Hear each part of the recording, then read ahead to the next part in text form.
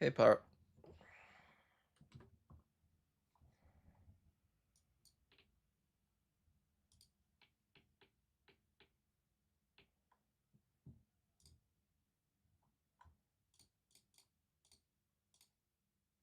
Hey, Devil. Hey, Bugscut.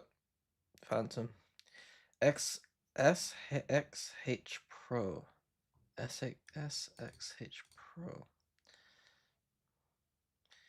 What the fuck are these guys cooking? Okay. Bind isn't... Bind is ass. Haven is interesting. What's going on over here on Haven? Kong Chamber. Bruh. That's what I'd be doing. That's what I'd be doing.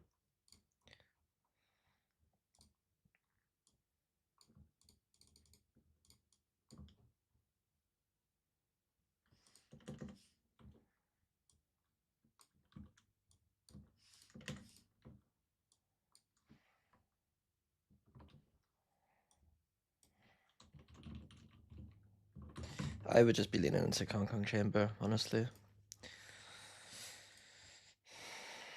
Just go Neon Chamber.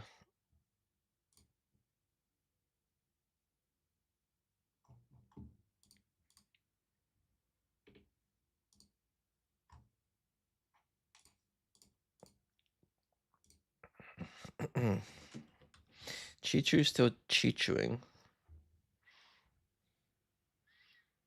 Chichu having to play quite a few different things. Yeah, his Astra's not as good. Schmoggy.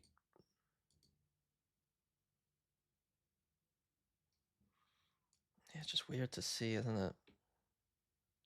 So FKFD is kind of incredible. So ACS is good.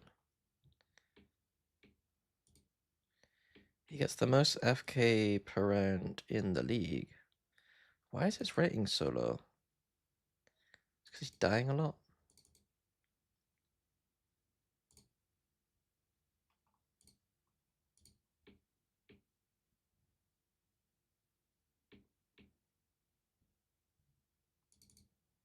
He's just dying a lot.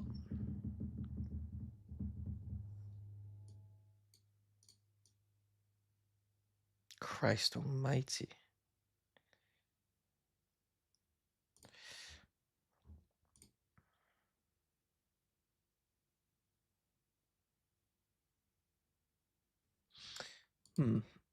Thank you, AGF. Thank you. Just so you know, EDG is not gaming. Hey, Ashen. Hey, Harold Ingy. Or Harold Ingy. Finally doing a Chinese team? I've been doing China for the past week, bro. I've watched XRG, I've watched All Gamers, I even commented quite a lot on BLG. Hey, Yiwuna. Okay, right, let's go straight into it. Is there anything?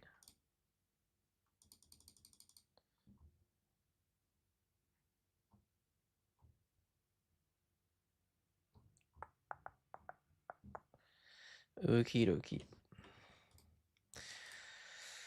Pearl? Kong's on Neon and Pearl. So why is he on Neon here, but then CB, like, how do they do roles? Oh, they switched it. Nice. Have they switched it? They just put Kong off of...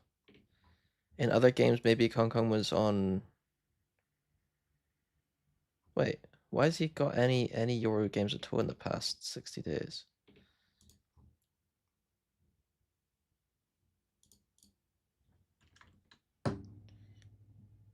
Okay.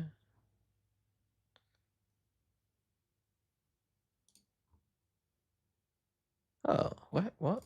I thought he had Euro games. Oh, he doesn't have Euro games.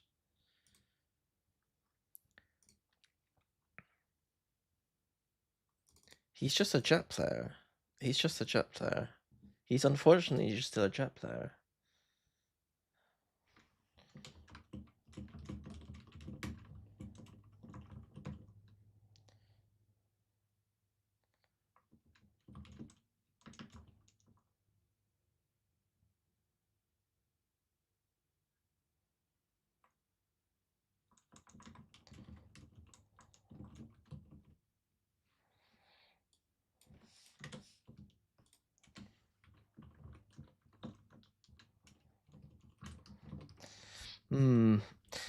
I would have if I was coaching him, I'd stop this, stop this, stop this, stop this, stop this. You go for these three. And whichever one your kind of team is more comfortable with strategically, you go into more. Like maybe they should all in more on chamber, but it doesn't suit their style. And if that's the case, then all in more on these two. I just Jet isn't great, but it's like this guy is obviously getting way more value on Jet. His raise is decent though. I feel like I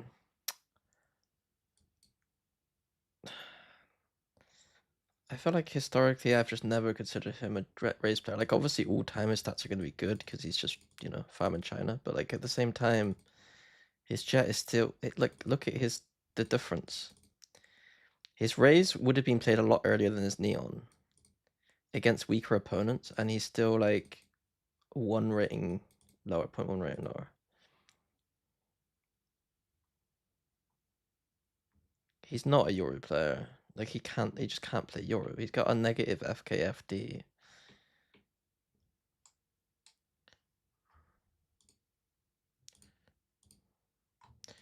Okay, anyway, I think we start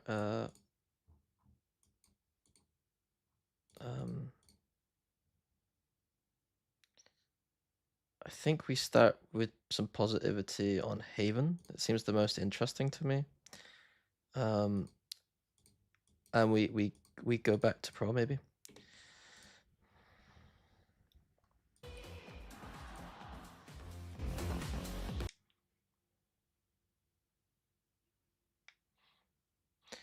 Hyun, why can't he and Aspas learn Yoru? Well, I mean at this point they've managed to Yoru. How long's Yoru been popular for? Since 2024. It's now 2026, and it's coming to the end of its life cycle as a buffed agent. Why bother? Why bother? They've had 2 years, and they clearly just aren't comfortable with it.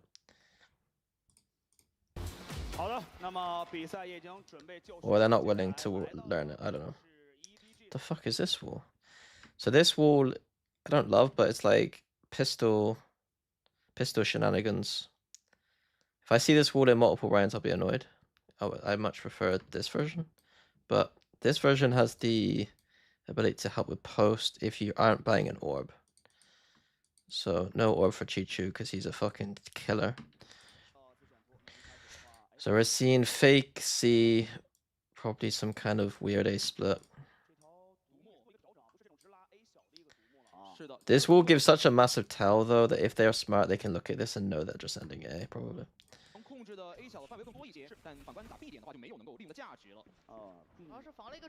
Oh, and this gap here.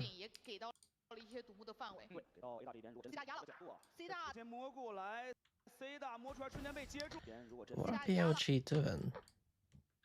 So crazy. The one gap in their wall is funny. This is kind of what T1 do a lot. It's like they just disrespect this wall a lot and play up close. Do you prefer Veto or Chamber on the EDG comp? I prefer Chamber with the way that, like, I prefer EDG to play Chamber is the way I'll put it. I don't think many teams are playing a good Veto, so just play Chamber. Hey Cal. 误解。是的，bad 的话是想捏阵，但是没给到。CB 反正拉出来滑铲，但是 bad 接住了这枪，又有山峰地线可以用。Aspas really dislikes Yoru. That sounds like a. It sounds like at this point an ego thing, like. But at the same time, I just said like he's not learning Yoru at this point, so. A 大也压得很快，现在的话已经不能停了，透露到了，已经完全绕了过来。爆能器现在还没有能够成功的放下来，刚刚小下方王者3杀已经入手了，而且但是对方一个巨，之前其实有聊的是了，面转围绕控中区和控车库来，而且 Eco, I gotta skip Eco.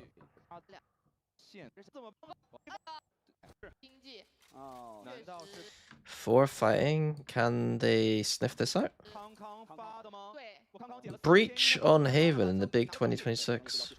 As soon as this stun happens, like this is the most blatant fast 4A I've ever seen. We hope to see acceleration. I think this smoke is bad. In an anti-bonus round context, why would you want to use a default smoke when you know there's a very huge possibility of a push happening? You want to keep your smoke for the first 5 to 10 seconds and have it as a reaction for you to just go. So here, this smoke is actually fucking them because we should be fast C now because we've heard all this noise, but we can't because we can't smoke both things off. I would still go fast C here. I would just ignore the CT choke or something. Instead, they come back to re-clear immediately and get punished for doing it. 这把枪是不是可以再收回来一下？我被奈夫拿走了。对，捡了枪就跑。哦，那这一分 EDG 这长枪分就难受住了。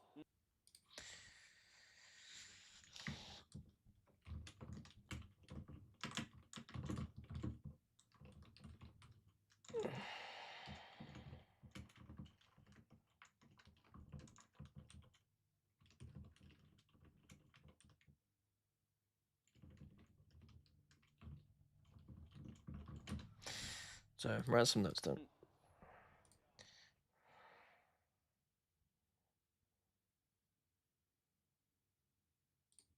来了，现在面前的话，先找这个半线的位置，不急，哎，这 bad 拉出来，又是靠着他的追猎，是的，追猎王，滑吗？要往连接滑吗？往点后先去走，普通还是可以来站得住的。闪弹弹球给一侧，另外一侧架出烟开混，但是 bad 这一波的血量其实不是全的。是的，王浩哲要静音走进来，但是没架住，这给王浩哲输掉了，再滑再攻。又让王浩哲换一个3杀入手了，现在还没有进去，窗口绕过来了，放弃，但看看这次能 BLG 的优势非常的大。2把封刺啊，还是要稍微试一下，看看这次能不能提过来，但是没什么假。王浩哲无人机下来说跑动，他们来说这一分完全出不来。会儿霸潜要最后时间进点了，给烟直接走。这一波的话点后不想退，Nova 得冲过来，但是 Phantom skin. 直接走。这一波的话点后不想退，Nova 得冲过来，但是 This looks like the Bumblebee character from Transformers. 收2个，听到了换弹的声音，王浩哲完全没有退。同时信息已经完全收集了出来，就在面前。Well, so far, I would presume that EDG were absolutely fucked, but... Who's this guy? 哎呦 ，Simon 又是来到了我们的现场，看看支持的是谁呢？身上 EDG 的队服亮了出来。 Oh, it's Simon. 刚才这个支持的上，我觉得让来之后到底重点。 I don't know what people look like, honestly. 对于进攻来说，真的是很伤的一件事情啊。王浩哲的位置不了太深的，没错。先打一个隔断烟，这里康康应该是知道对方，CB 应该是知道对方是有车在架的。对，但这一次的话 ，A 小同志还死。Interesting.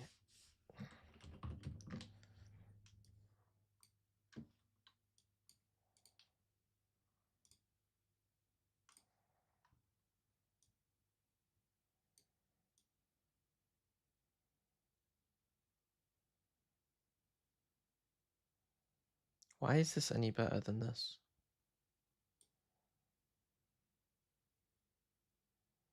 I guess this is safer to some degree, but it's not as soon as you lose long.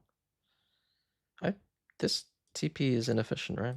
Because you want the option to be able to start scaling up. I guess it doesn't really matter.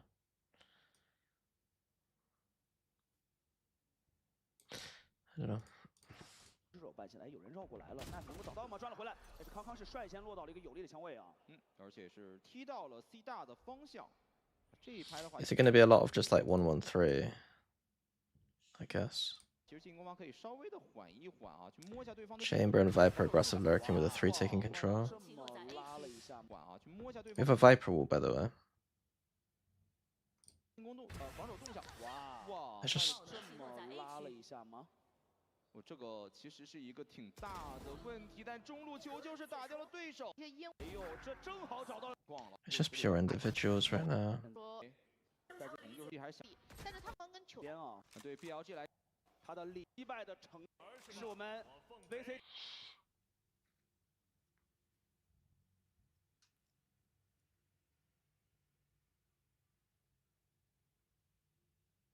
Hey Ghost, I'm good, thank you. Hard takedown. 第 Please. 4位达到2000总击败的成就的选手。是的，也是恭喜球球。这样的话可以看到康康在场上开启了孤高火力。另外一边王浩哲是来到了 C 长的位置。其实这一分的话 ，BLT 在地图的右半边的人会比较多一些。What's going on this round? Why is there 3 smokes? 是的，也是恭喜球球。 What? 这样的话可以看到康康在 Viper Orb and Omen Smoke. 另外一边王浩哲是来到了 C 长的位置。其实这一分的话 ，BLT 在地图的右半边的人会比较多一些。 On the drone. 主要是往外走这一刻。 先锋被打掉了的情况。 This attack's like cooling. I don't understand what they're trying to do. 信息了，滑进来，但是这点里全是线，两根线都在，这怎么办？第一时间倒猎枭的伏笔就出现了。是的，隔断烟塞一打，小刀没有办法打协同，但 Smoky 先撕掉了一个。小编在点那边球球助理的2楼跳不下来，这一分的话中2。因为那来到新的一保险爆，要看一下蹭出独墨这把狙能不能够架出一个好的机会来呢？王浩哲也是卡住了战略要地，队友的飞机送出来想。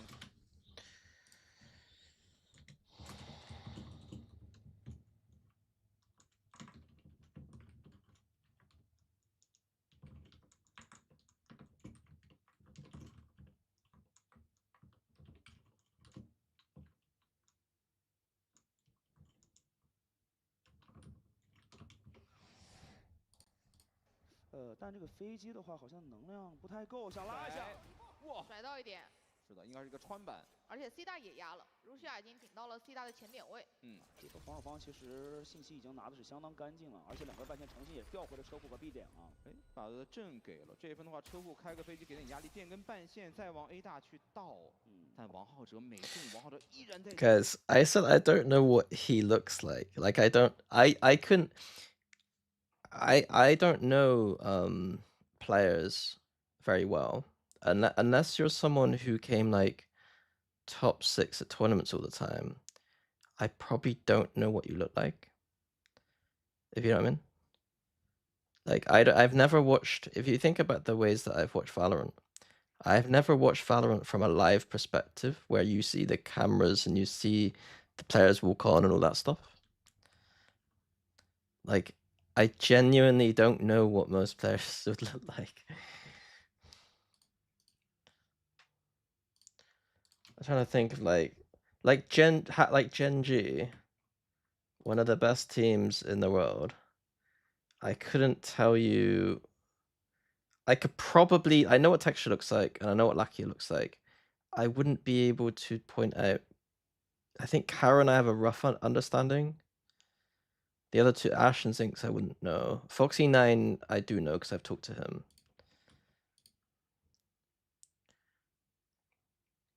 I wouldn't be able to tell you who Freeing was. And he's like a great player, you know, like I don't know what people look like. All I know is your name and what your ACS is, and that's it. 加技能球这个位置，对，近接触我先来，怎么办呢？现在要来卡时间，要先等爆能器先晕过来才可以。Foxy's9 not even on that team. I'm just reading from VLR. Like I was just making an example because he was on that page. Who am I rooting for at Santiago? I think BBL. I think I'll be rooting for BBL.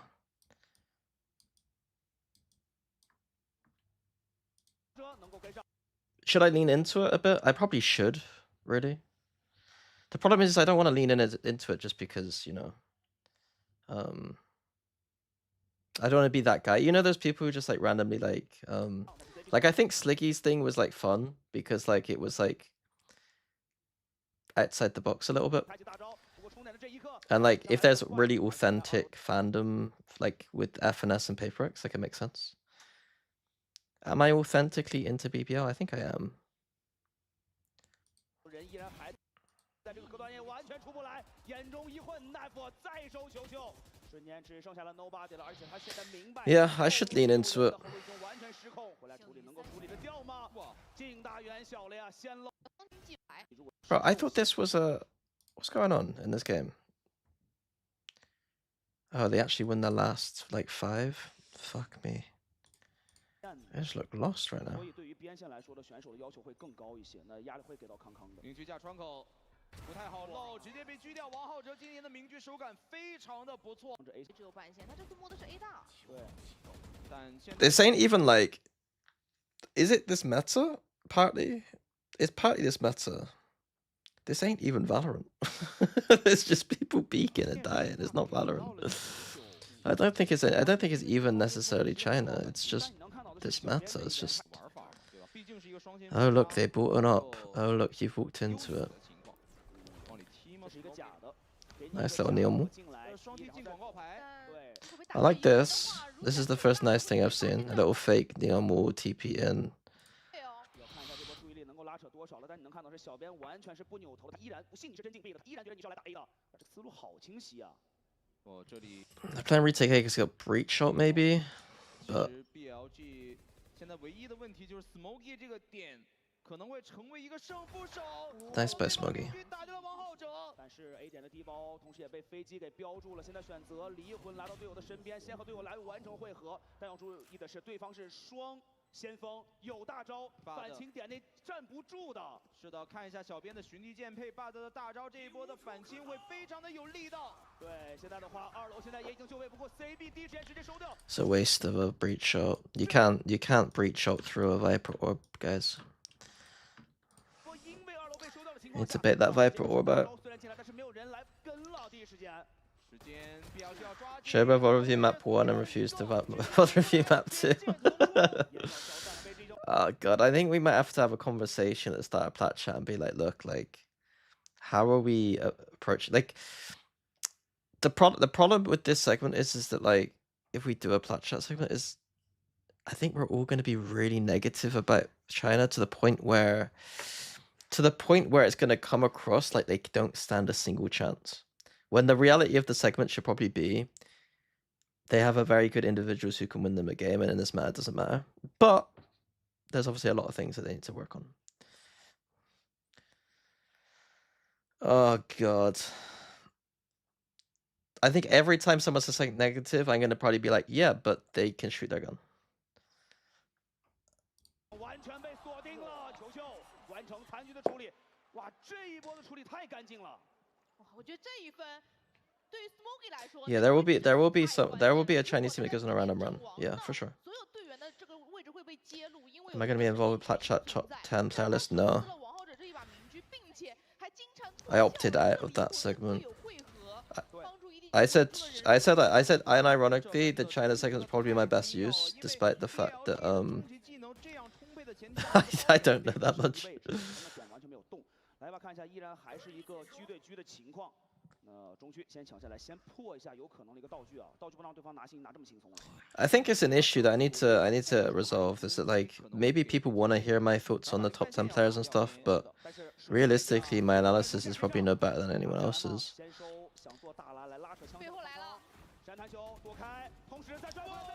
Whereas I do think I have some unique perspectives about the games I'm watching here, and it's not just they are bad. I don't have a list, and I haven't done a list, and I probably won't do a list. maybe before Santiago starts, but I don't think I'm gonna do a list for Flat Shot. 2打2的局面，王浩哲手里有超前暴走，直接给震，有滑铲，在死角方向康康活了下来，身位控制相当不错，王浩哲连续的尝试，因为打的并没错，这个是防守。 Sorry, I've completely not paid attention to this round at all. Just a fast C split. 让对方拿这么轻松了。先把车库这一排 Viper ult into CT maybe. 反正把这个半线要打掉先。 Viper orb CT. 这次在如下身上能够拿得下来吗？先收，想做大蓝来拉扯枪。背后来了。That's nice by Russia. 这波滑铲，哇 ，CB 终于接住了，卢夏尽力了，换到了人数的优势 ，Nap 在点后的位置依然但是被 Nobody 给收掉了，他主要是退不出去了，他无法退出去来等队友的回防了。吃回到了。是的，现在要看见双先锋的一个道具什么时候能够出手了。不过还没出手，霸的先倒。不过小编这波大招吃款来的很快哦。2打2的局面，王浩哲手里有超前暴走，直接给震，有滑铲，在死角方向康康活了下来。身位控制相当不错，王浩哲连续的尝试依然没有。就是抢了非常多的人，如果不是关键的非常喜欢，但是明局要看怎么来玩。这个烟的话，先用保镖把他的这把狙先送到 A 厅来啊。但是他也不太确定对方这个 A 大有没有人，主要是放了一个隔点烟，这重点。选个边线，先尽量施加一些压力，然后防止对方有可能的 C 点前顶。这一次的话，默认时间会架得更久一些。我觉得这分球就站不的。现在没有可能产生。其实现在大家这分要集结的 A 大的方向打一波提速了。但现在的话，包括康康其实也来到了正面，所有人都在 A 点要来。DOG aren't doing anything. 雷击先出手，等一手。有 3A. 听到对方雷击剑以后，已经明白了，对方现在 A 点人是不少的，但是不能再等了。烟给，不过这个闪长球效果是一般的，能够站住吗？点内 smoke 给他们把这补强速度来的非常快，不过被照了出来。这个凹槽里面搜得很仔细，滑出来硬接王浩哲，但是。长球效果以后已经明白了，对方现在 A 点人是不少的，但是不能再等了。烟给，不过这个闪长球效果是一般的。Fucking Neon, man. 点内 smoke 给他们把这补强速度来的非常快，不过被照。Fuck this agent. 两位打回关隔断一个。Wait, Billy. I don't. Usually BLG have like really cool, because the hot pink with the kind of blue like this stuff looks nice usually. Not a big fan of that kit this time. EDG versus mates, mates probably. 在 C 场的方向是站了一个康康，这把狙要看一下这个道具的干扰到底能不能够躲。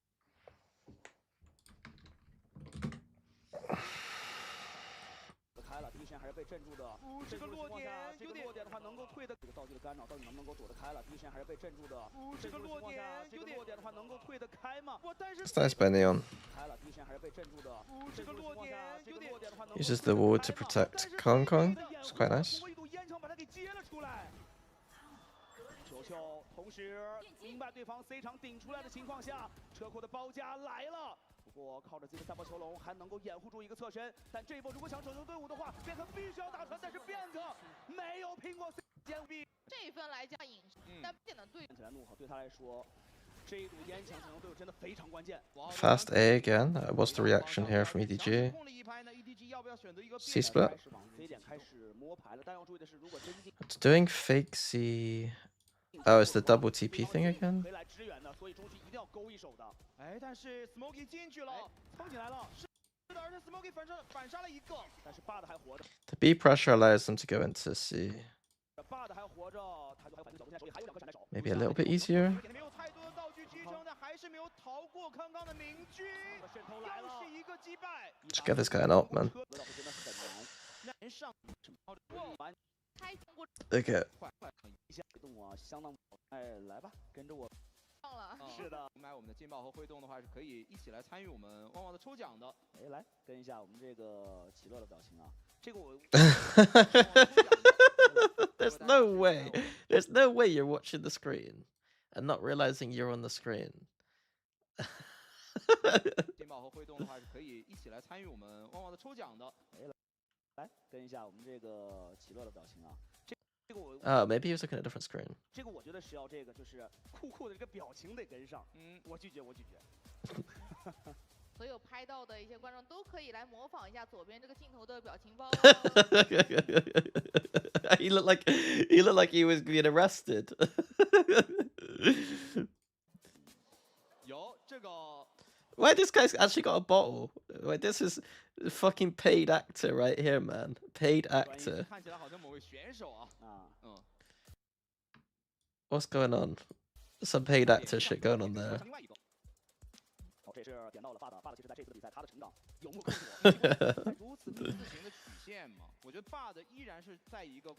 be fair, that thing is kind of aura, to be fair. You know, so when he pays closer attention to the halftime segment. No, bro, the halftime segments in China are fucking goated, though. 需要可以看到王浩哲的数据16-7，上半场的明居给到 EDG 非常大的压迫感。对，虽然我们会说到是 EDG 阵容在防守端可以发力，但是对于 BLG 来说，他们的进攻方。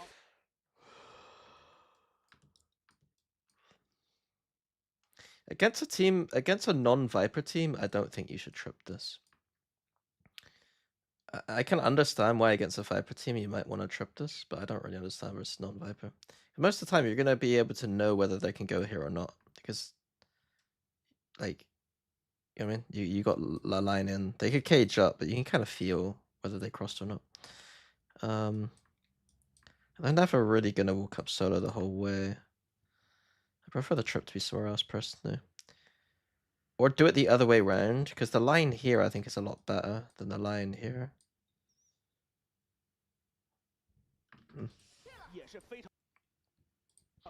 Yeah, I mean, Trip Garage is pretty good, Trip B is pretty good.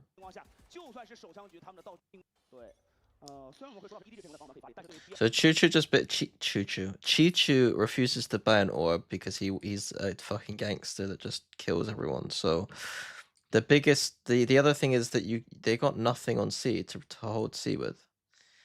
So they should be doing this Viper wall to help with the flood or the retake. I think they're fucking up this round a little bit macro-wise. There's no, like, when I talk about intentionality, I don't see the intentionality in this setup. It looks like they're playing retake C without any good utility to play retake C, i.e. they only have Paranoia and Neon. They're not using an orb or a Viper wall to facilitate it. They obviously don't play Breach, which is like back in the days the ways that you would probably help with the Paranoia and shit. Playing retake C, but with a forward ace up, and then the wall on A. Like there's a lot of mixed messaging about this idea, about their intention, if that makes sense. Like, it doesn't. When I think about designing a strat or a setup, I want to be able to tell my team why we're running it, right? I want to be able to say, okay, like, you call this setup when this is happening. I don't know when you would call this setup, like, or why you want to call this setup. It doesn't make sense to me. Like, yeah. When I watch, that's why I like G2 a lot. Like, G2 is one of those teams I've always liked because I can watch their game and say, they're doing this because of this, and it's good because of XYZ, and this side of the map makes sense with this side of the map. Like, it kind of, the puzzle kind of pieces all fit together, right? 就算是首枪局，他们的道具也是多的。但是这一波进点之后，看一下道具的损耗情况 ，BUT 手里还留了一个矩阵余波。Whereas this is just, let's hope that our Neon runs in with our Paranoia and kills people. 其实 BLG 还留了一些底牌的。反观 EDG 这边的话，手里的反击技能现在并不多，主要要靠 Smoke 的这个黑能够推出什么样的效果了。而且要等绕后的话有点远啊，康康这个位置。选择主动藏烟手里把狂怒，对这个爆发力。 It's for plat chat, but I can't be bothered to do it for plat chat. Like, it would take too much time. And I haven't watched every game. Like, I feel like a fraud. 说到的就是B是在首枪局，1009的幻影非常相信队友。拉出这次康康还是想尝试一下边路率先发力，但是 Have you tried the Vault Space website? Yes, and I don't understand why people use it. Right now, I don't really understand why you would use it over just VLR.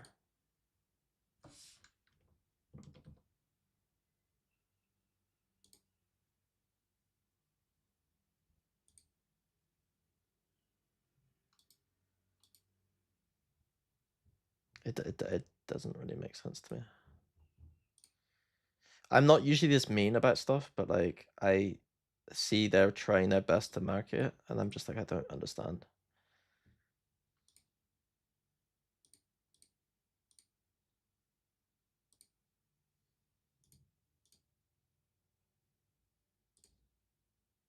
Because it looks good. I'll be honest, I'm a graphic designer. I'm way past the idea of something looking good. To me, this looks good. This looks great. It does everything it needs to, and therefore it looks good. Thank you, Cass. Thank you for the sub. I appreciate it. The more I see that website promoted, the more I'm going to be negative. Like, I need to balance out. Like, if this was just like a startup where someone's just really trying their best and like naturally organically grow it, like it's fine. But I'm not being forced into this.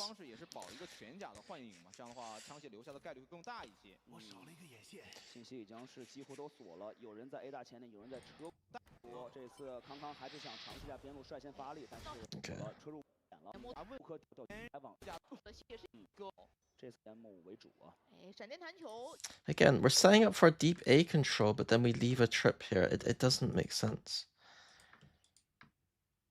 I don't mind this, and I like this. Where's the orb? The orb is probably here, I guess.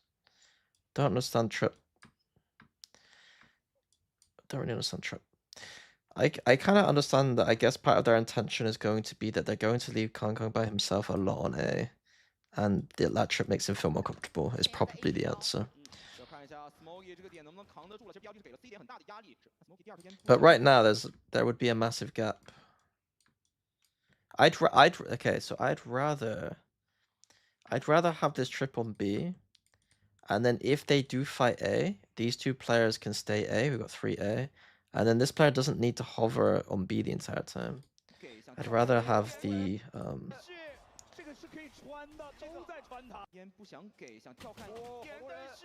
that jump spot's a nightmare. It's almost as if there's a Viper wall that could help him if he wanted to spot from other places.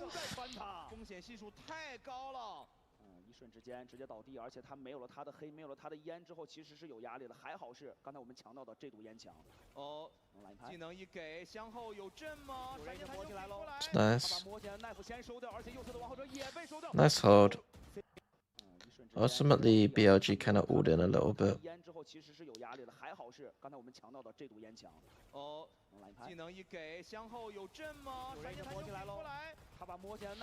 This is one of those moments where I think Gentleman's and BBL would do a little bit of something. Like, I know Gentleman's and BBL play fast, but they probably would do a tiny bit of something else and then go if they were going to do this.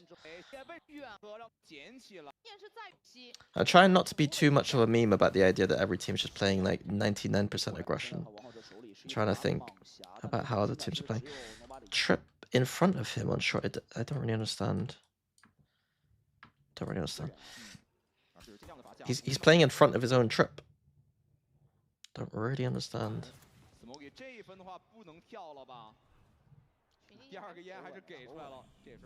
Why not? Wouldn't it be way better here? This would be actually good, what I'm about to say. It would actually be a lot more interesting, at least.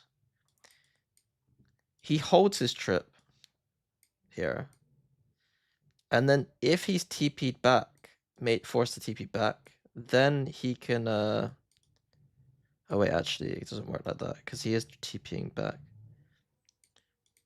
I was thinking he was here. He could do this, TP back, and then place his trip. But if he doesn't want to, he could just put his trip. He could actually just place his trip deep.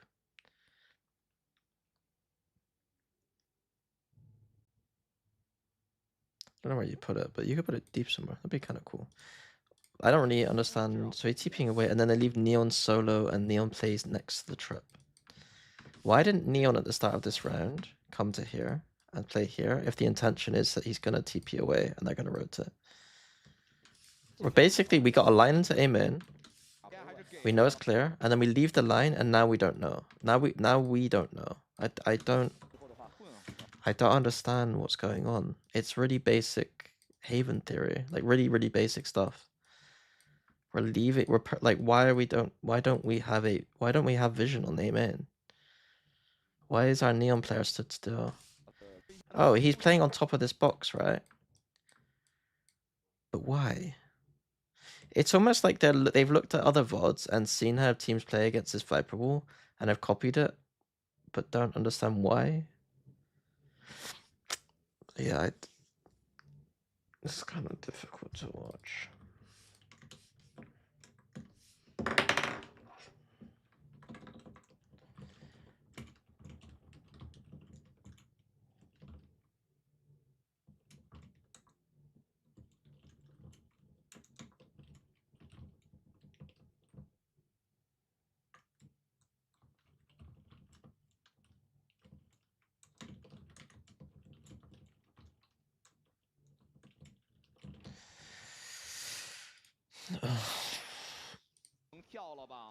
I think XRG looked the best. XRG, AG, EDG, in terms of current performance. Obviously, EDG get the buff of we have two players who have dominated at global events before, and therefore we can just come online at Santiago. But in terms of actually how I would place them right now, it's like this. 第二个烟还是给出来了，这也是吃一堑长一智啊。前列烟直接给就下锅点。You can honestly, Hankook is overrated as fuck to say that Choo Choo is better. 所以这把枪不太好跟对面对混啊，主要他是个数位。对，而且小面这次的话也做改变了啊，从一直在 A 开的。那只能是把人员敏锐康康怎么过点呢？现在关键是看一下这个近点，其实非常的难，主要是提不动速啊。王浩哲的话只能是往向后去铲吗？在向上的位置吃了一个阵，两边互给阵。拖时间，但是 A 大现在已经要涌进来了，要看一下诺巴得能够接住几个。但是在这一刻，诺巴得和康康直接配合起来，三人都有发力，牢牢守住一点。哇，主要是这个转点的过程当中，被康康在车库的方向偷打了一个，导致 BLG 的整体节奏。这种禁区的这个 C 区啊，对于 Smoky 来说这一分也是更加谨慎了，只要他不正的话，这个 C 点会更多。这 CB 上。那现在的话 ，BLG 已经没什么钱了，手里有。哇，这 CB 好快的一枪。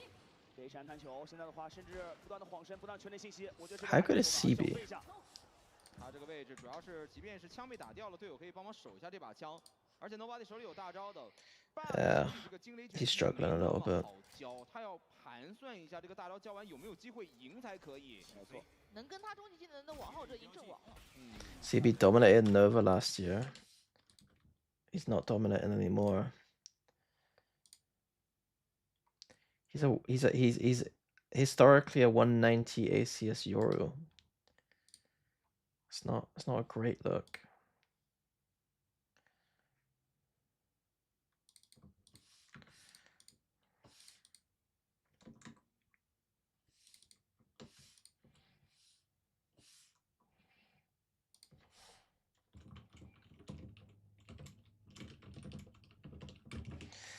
It's not the best look. On Nova, he played Raised Neon. Wait, let me have a look. If you're lying or not. He didn't dominate on that team. He was a 0.97 rated recon player on stage 2.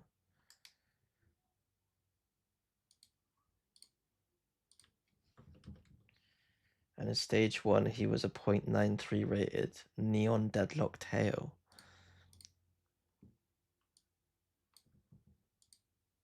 He was back-to-back MVP in some of the other lower matches. Yeah, but this is one of those things where I think that, like, I'm always going to value consistency over someone who performs well in good games. Like, I think this notion of big game players can only apply to someone who's playing at, like, deep global events. And I think there's players historically who get overrated because obviously the job on broadcast is to, in those moments, hype that player up for making big plays. But I'm always going to be looking at things long term, right? Over his time on Nova, he wasn't a particularly big player. 这样的话，这一分从上帝视角来看的话 ，BLG 的赢面已经非常的低了。对，现在 It's a strange scouting decision, to be honest with you. A bit of a strange scouting decision. 小的位置，而且你可以看到，这 Smoke 选择从家里绕，那这个就很难看到了呀。果然，所有的队列都在原点，没人管家里。Smoke 一把数位，回来拿轰子，其实变在临场，自然而然。人数的冲的双，现在这个对你只包括这个罗的主分就是主要是看齐。 靠大招了，他给阵先踩第一拍嘛，然后再点内推大，这个是比较常见的玩法。但是 Again, now we're playing 3A again with the trip on A. I don't understand. Interesting TP.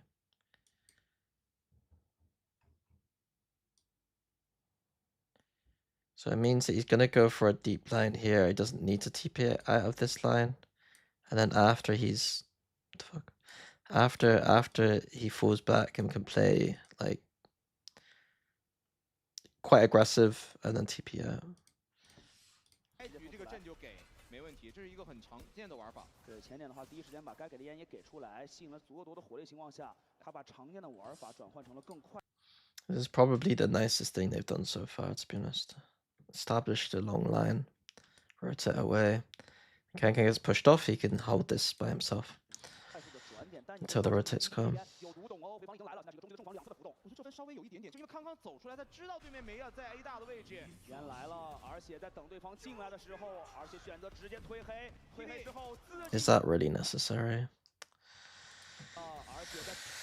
We have this player should probably just be flooding if they're going to be holding C, and then this wall allows this player to survive as long as possible for the rotates to come in. Instead of letting the rotates flood to the back of the site, we see Smokey going for a desperate play.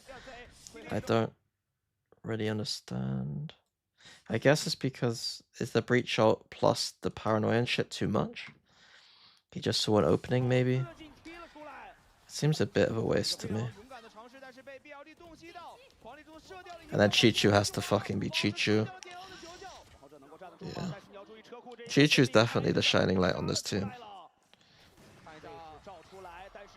Kang, when he's on agents that I think are comfortable for him, I think are probably going to be dangerous too, though.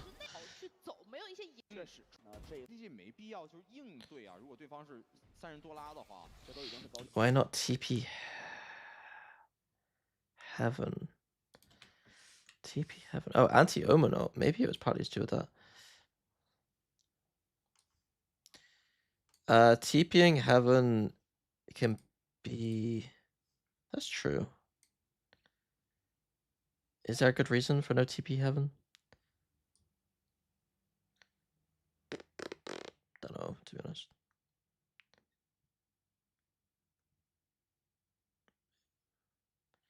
This can't be wall banged as easy.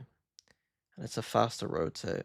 It's not that big a deal. It's like, you're never going to really be playing in, I don't know. Spam? But can you spam this? Maybe it's slightly more safe, but I don't know.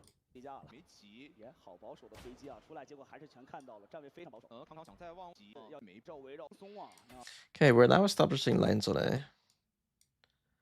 So that's good. I don't know if that came after a timeout.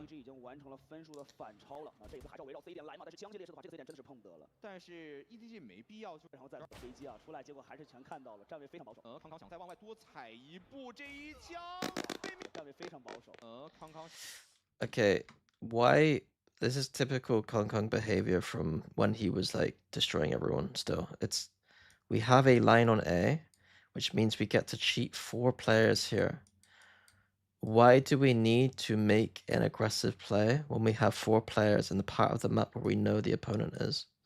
The answer is we don't. This is very stupid from Kong Kong. 机会来了呀！高速通道直接给起，要看一下这一波 Nobody 选择第一时间以进为退拉了出来，而且接住了开启大招的王浩哲，但是步枪来的真的很快。是的。Hey, is I set to bear. I set to bear. Hello, Otelos. 没有了黑的配合，但是还一个闪电弹球。小编手里是有大招的，要退出去吗？ 这个大招其实可以拖很久的时间，但是对于小编来说，虽然有大，但是身后的信息没有拿全，他也不敢退得太远啊。CB 已经在 AB 连接的位置走了过来，我们来看一下这一枪是关键枪。我们再看如西亚又个漏手杀，就是进到 B 包点是非常容易的。哇，主要就是康康 Native moment. 没开镜的时间被录下当时聊，确实 What do you mean? 现在已经 What do you mean? 到了一个16-10的数据。是的，这一分的话 ，APG 的经济还可以，康康依然是有明狙可以去使。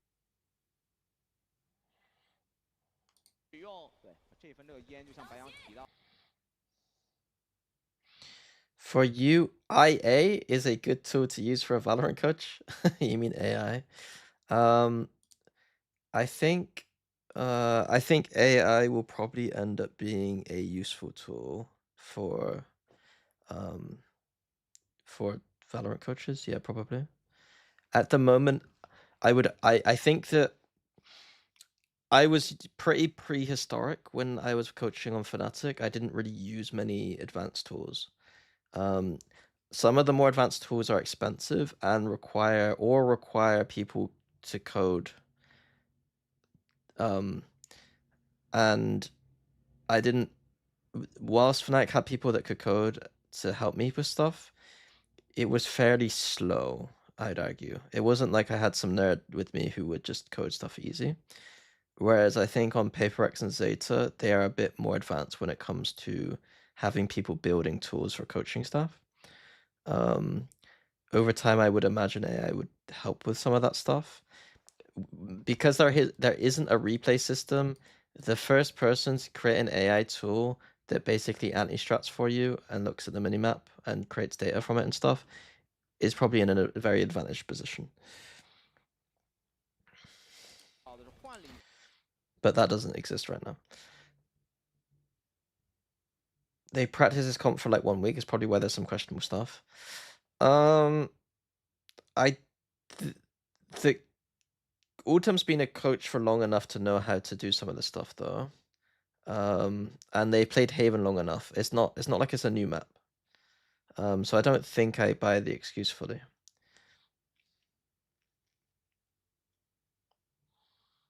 What are the best ways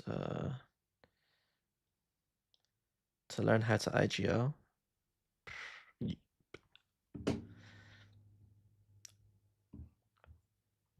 How am I supposed to answer that question?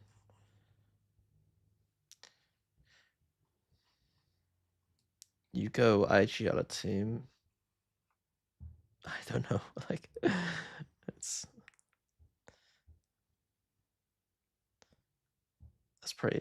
too broad a question. You have to narrow it down. 对，这个岩狙就其实是很难出来了，出来就容易被打掉。但又摸出来了。对，康康是其实危险，只要你一起来抓我，一起来守。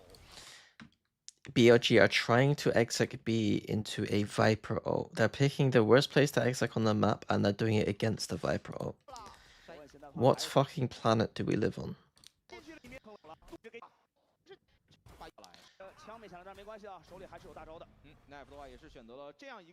Again, playing in front of his alarm bot. It's confusing. Usually when you see this, you'll see like the alarm bot like here or something, you know? 看一下这个枯槁火力，没找到对面的人，但其实有点灯下黑，边附近徘徊了非常多 BLG 的人员。而且对他来说的话，这个前两道具确实对方可能给的太多，他还是需要来稍微保守一些的，所以选择直接退回来了。点外没信息，被拿完了。对，主要没信息。这一波的话，道具 Nice. 一枪甩狙，康康。 小组通道过来要拼反应了，这波靠炮来震，但是那第一时间没有能够扛得住。暂停还是有的，但是甲现在不是特别齐啊，选择走路 Nice. 露头皮了，一瞬间包也弹了出来，这康康的再次前进，再次拿到机会，所以边线就急呀。Okay, we're seeing glimpses of life from at least Kangkong as an individual though. 强压的稳稳的，中区滴水不漏。哇，这里合围已经形成。 其实有自谦，不知道该怎么进行游戏了。那对他们来说的话，找回自信真的非常重要。来吧，再次出现了里程碑。那接下来是的，那同时比赛也是来到了第二张地图的盘点。我们来看一下这分 BLG 的经济不太好，能不能给霸的控个题？ 现在铁壁离自己大招很近了，但这一分的话 ，BLG 手里确实钱已经不多了。想打 Viper orbs being used. Sorry, Viper orbs being used on B.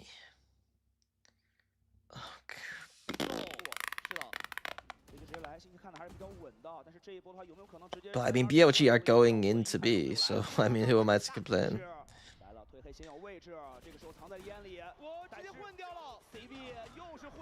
I think Haven might be BLG's worst map. There's no way that they're good at this map.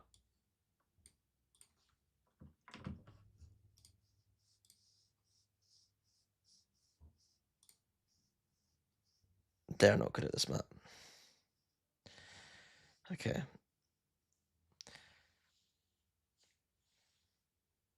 They had some success down here, but I feel pretty validated by this. And even, was this? I mean, they had a sub on a Phoenix.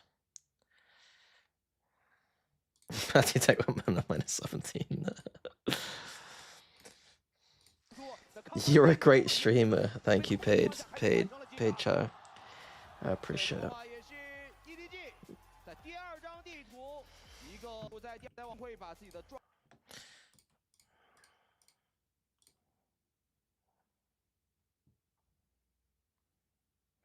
Okay, I left this feeling negative. I can't watch them lose. I'm gonna need to go to... BLG are playing Breach every map, man. Breach every map.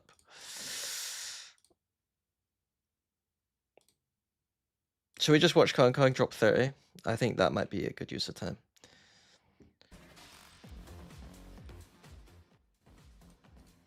好的，两分难打一些，所以选择的是起了5把枪，本身防守方的话可以来靠枪。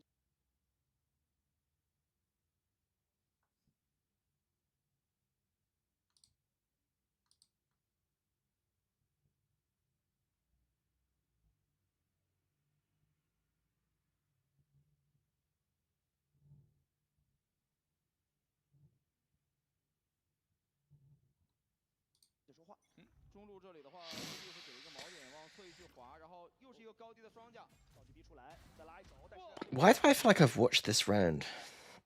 Why have I watched this round? 稳啊，非常快速的一颗。 Maybe I have. 另外一边，王浩哲是摸到了经典的位置，王浩哲， I think I maybe was watching this. 这一波的话，中区还是慢慢的想。 Maybe I was watching like into stream or something. 这个不太容易的。 I had to roughly play this map on mid. You don't like... You ignore this. The way I see it is this. This is... Sorry.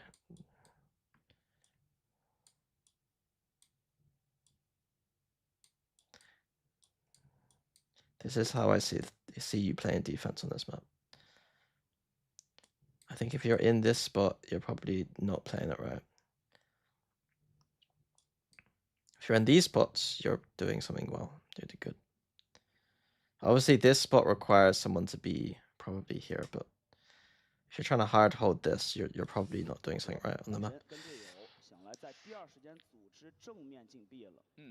这个中路失控之后，其实对于 A 点 EDG 防守人员的站位来说的话，他们只能往 A 大去推了，推到有点慢。康康，正义又敲了一个，手里还有2发子弹，再掰出来，康康的正义，枪枪致命。现在会难，严队友带到勾， Wait. 再推了，掰出来，康康 Nice. Nice. 的正义，枪枪致命。现在真的已经非常难以进点了，所以现在要看一下路线能不能够找到机会，但是两边的后压力真的非常大。对，跟上帝视角来看的话，就 BL 已经非常难赢了。是。 Am I gonna... do I get to be positive? And we still lose the round. What? Oh, what on the fucking... What are you doing, Chichu? It's a 4v2. What are you doing?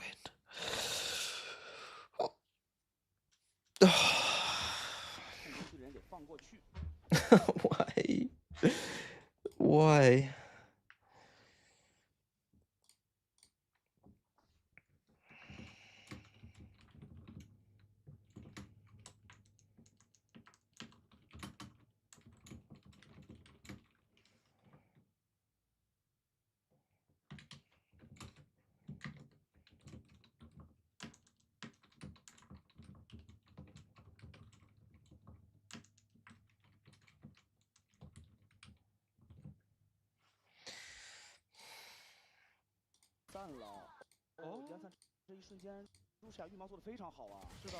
Is it bad to give a 1v1 in a 4v2?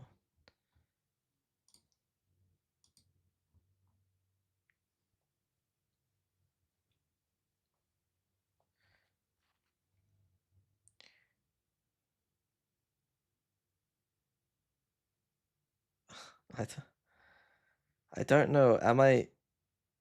If that's a sincere question, like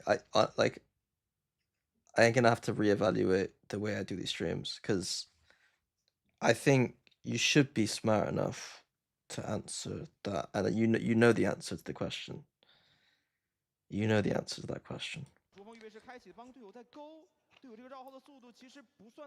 I can't.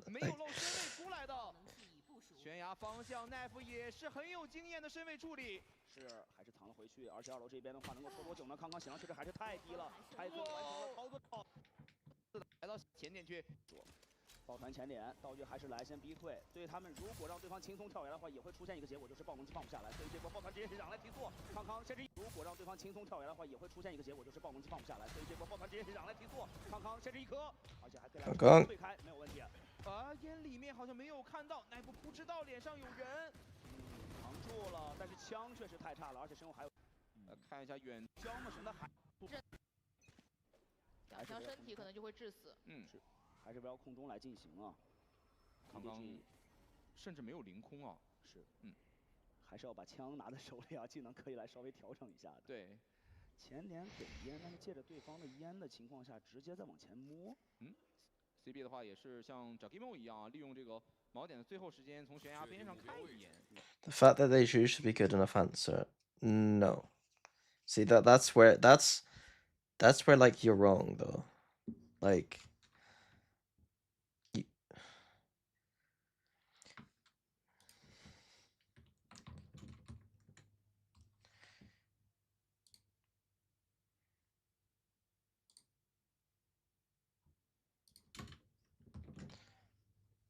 it's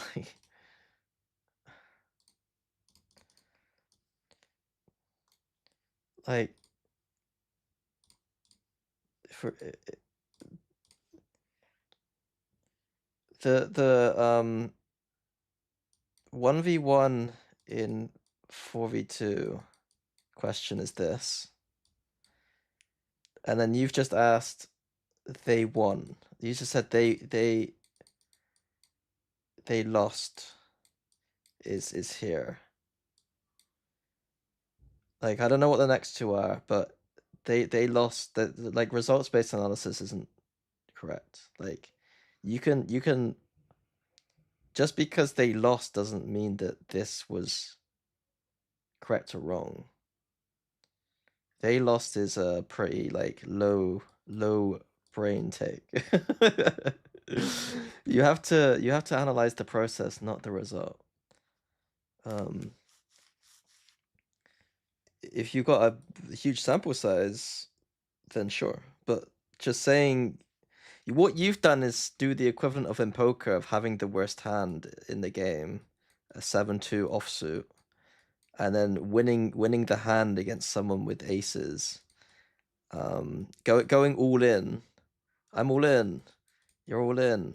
And then for whatever reason, you get 7, 7, 7, 2, 2. And you're like, yeah, woo.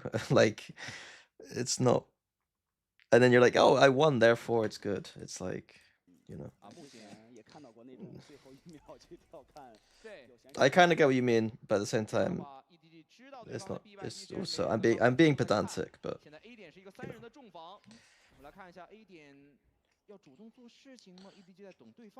I'm being pedantic, but do you remember how I said like middle here? He gets kills, but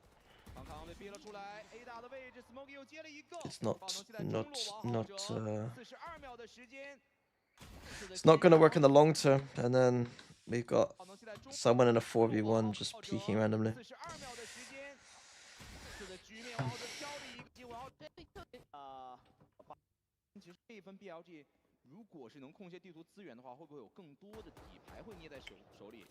Why do we always have a player sit behind? Like, there are these two smokes on default. Why do we need players sit behind the smokes? I don't understand. 如果这一分轻易的掉了的情况下呢，下一分没什么钱有大，其实可能会比较伤一些。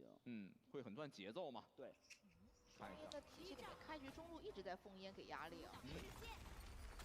这里是中段给了第一颗烟，王浩哲直接飞了进来，扛一手，2楼的康康也发力了，哇，康康跳了下来，再收一人，知道受了劲儿交了。A 点能产生怎样的效果？而且要 Just put Kong Kong on Jet. Just put Kong Kong on Jet. Just put him on Jet. That's the TLDR. This VOD review might be over soon.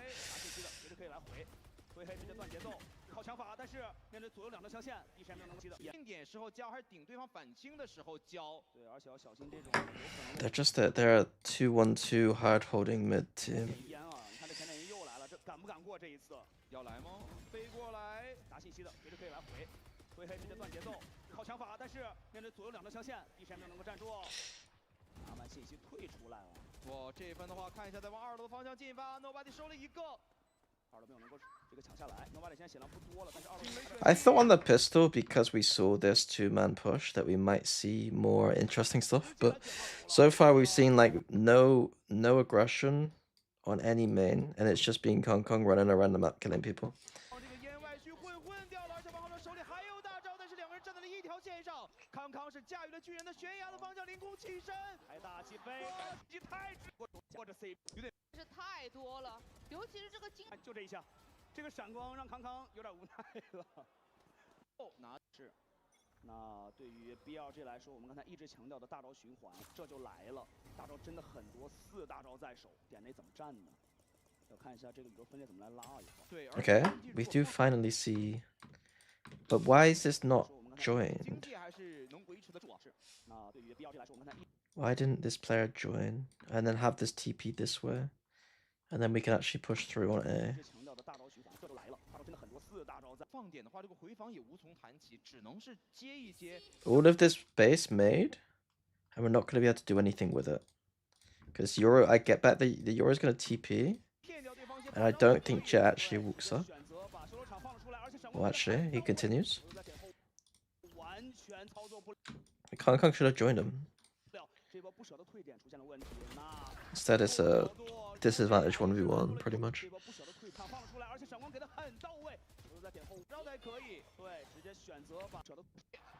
动了开始。省住的位置，但是一个位置，前头巴蒂需要也换位置。康康摸出来狙了一个，爆子器被打掉，确定对方的大部队就在中路。I mean, right now the anti-strat is you get this and this for free every round, and you can probably be fine here. You probably have this line most of the game. Hello, Doma. What's good? Not EDG. I'm alright. I'm already getting hungry. Hungry for some good Valorant.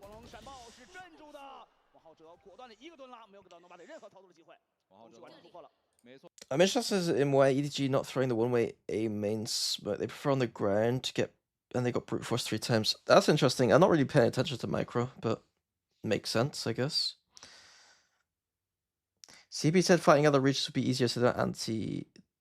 Since they don't anti, that must be a mistranslation. It must be a mistranslation. If these teams are delusional enough to think that the reasons why they're winning or losing is because they're anti-stratting each other, is like the Valorant doesn't make enough sense for the anti-strat portion of it to be a big factor.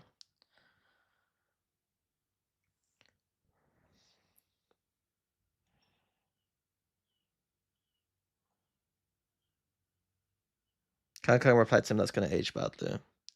Yeah, well then, like, Kong Kong's the player there that actually has experience and knows what he's talking about. Like, the most cocky motherfucker of all time, Kong Kong, who's like the most aura farming dude. It's like, bro, that's not a take. They did say that I speak Chinese. Okay. Well, then it's pretty delusional. He said that because Pacific teams he scrimmed against were easier than Chinese teams. Okay, Pacific do have, compared to Americas and EMEA, I think Pacific is the least anti-strat region. It probably goes like 1 and 2. It probably goes Americas number 1 in terms of anti-strat, then EMEA, then Pacific in terms of like actual tangible anti-strat.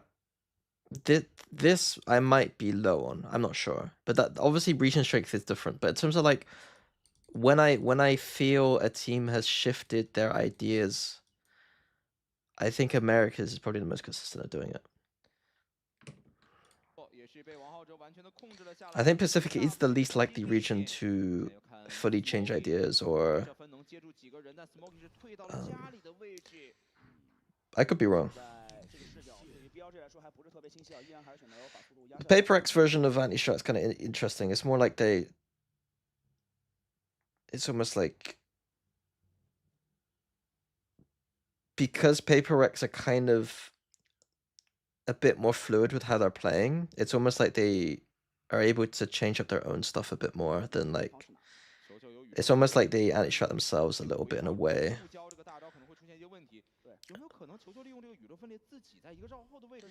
Which Chinese team is among the three impressed you the most? XOG. XOG, then AG, then EDG. But the problem is that EDG have Kong Kong and Chichu. So it's like,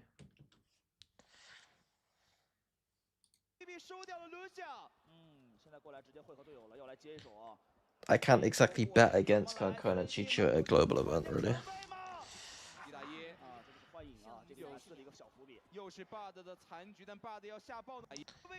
Why is there a team deathmatch at middle?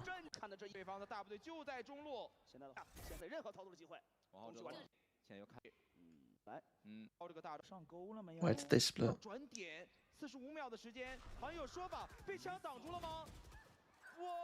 这波过点怎么来 ？CB 能够架得住关键的抢飞吗？非常注意霸的面对的就是2楼，拼反应了 ，smoke。其实右手持勇敢的前压。大招的感觉 ，Nobody 这站位其实挺危险的。他站这个位置会吃对方很多的道具，对，因为他没有位移，所以 Nobody 也是一边打一边在往左边去挪。对。 有些操作的空间啊，而且中区本身的话，选择防守方主动退门，让对方不能够这么轻松来。EDG push across the line, but they never started across the line. They've never started across the line. They did once. They've never done anything here. They've never done anything here. This one I think is pretty egregious. They do push through though twice, which is good.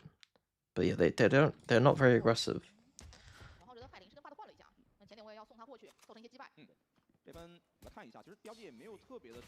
Their comp is like, they're just, Abyss defense is a nightmare, I'll be honest, and teams are just basically trying to understand the nightmare that is Abyss defense. And I think that the Omen Astra is actually mostly played because of defense, not attack. I think that teams are just like, fuck it, we'll just play a smoker on both sides of the map, and then we'll have a paranoia guy, and then we got a guy who can play cheesy smokes. Like, I think that's mostly people's defense theory. It's just, fuck it, we'll just smoke ourselves off. You think Giants is winning? They should win, but I wouldn't be surprised if they lost. You know what I mean? Despite all the things that I'm saying negative, like, I wouldn't be surprised if they lost. If Kong has... Kong and Chichu exist, like, it's... All of this strategy stuff goes out the window once the team starts crumbling a little bit, and, like... You know what I mean? Like, that can happen. EDG snowballs some ults, Kong goes on a fucking... gets an op, like... It can be that simple.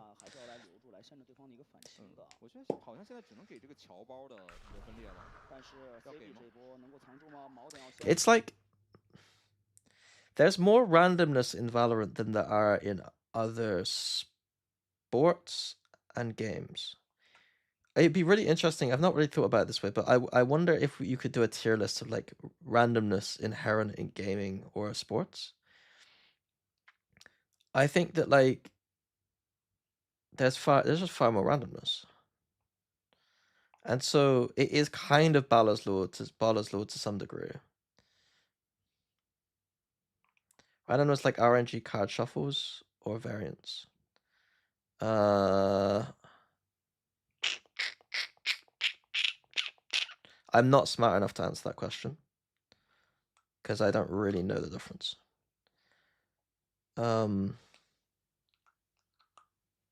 There is both RNG and variants.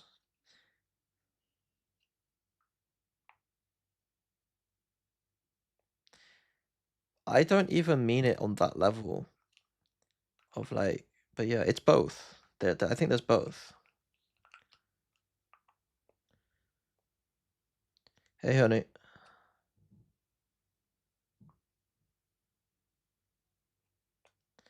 See, you guys are all giving examples of pure randomness in a way that's like inherent to the game's coding or something, which I think is also true. But I'm talking even more just bigger picture than that. Like, the team decided to go A, and randomly, for some reason, the player there gets 3 kills when he shouldn't. Like, I guess that's variance.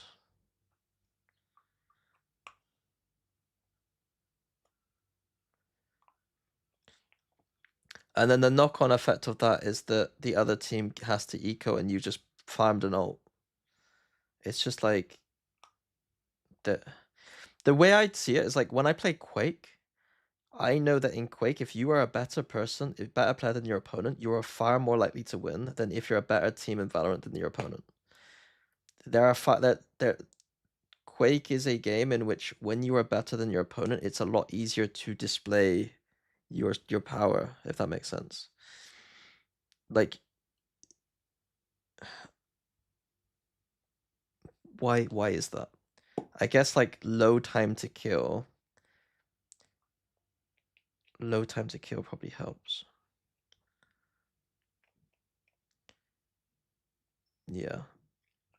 Shooting matters a lot more in Valorant, ironically, than Quake. 算了，对他来说已经没有了容错率，要死战到底了。剩余30秒。掩护了烟来，给到他一个表掩体，随时可以来穿越而过，用烟来躲低波的闪，他藏住。It's I think it's because there's so much going on in Valorant.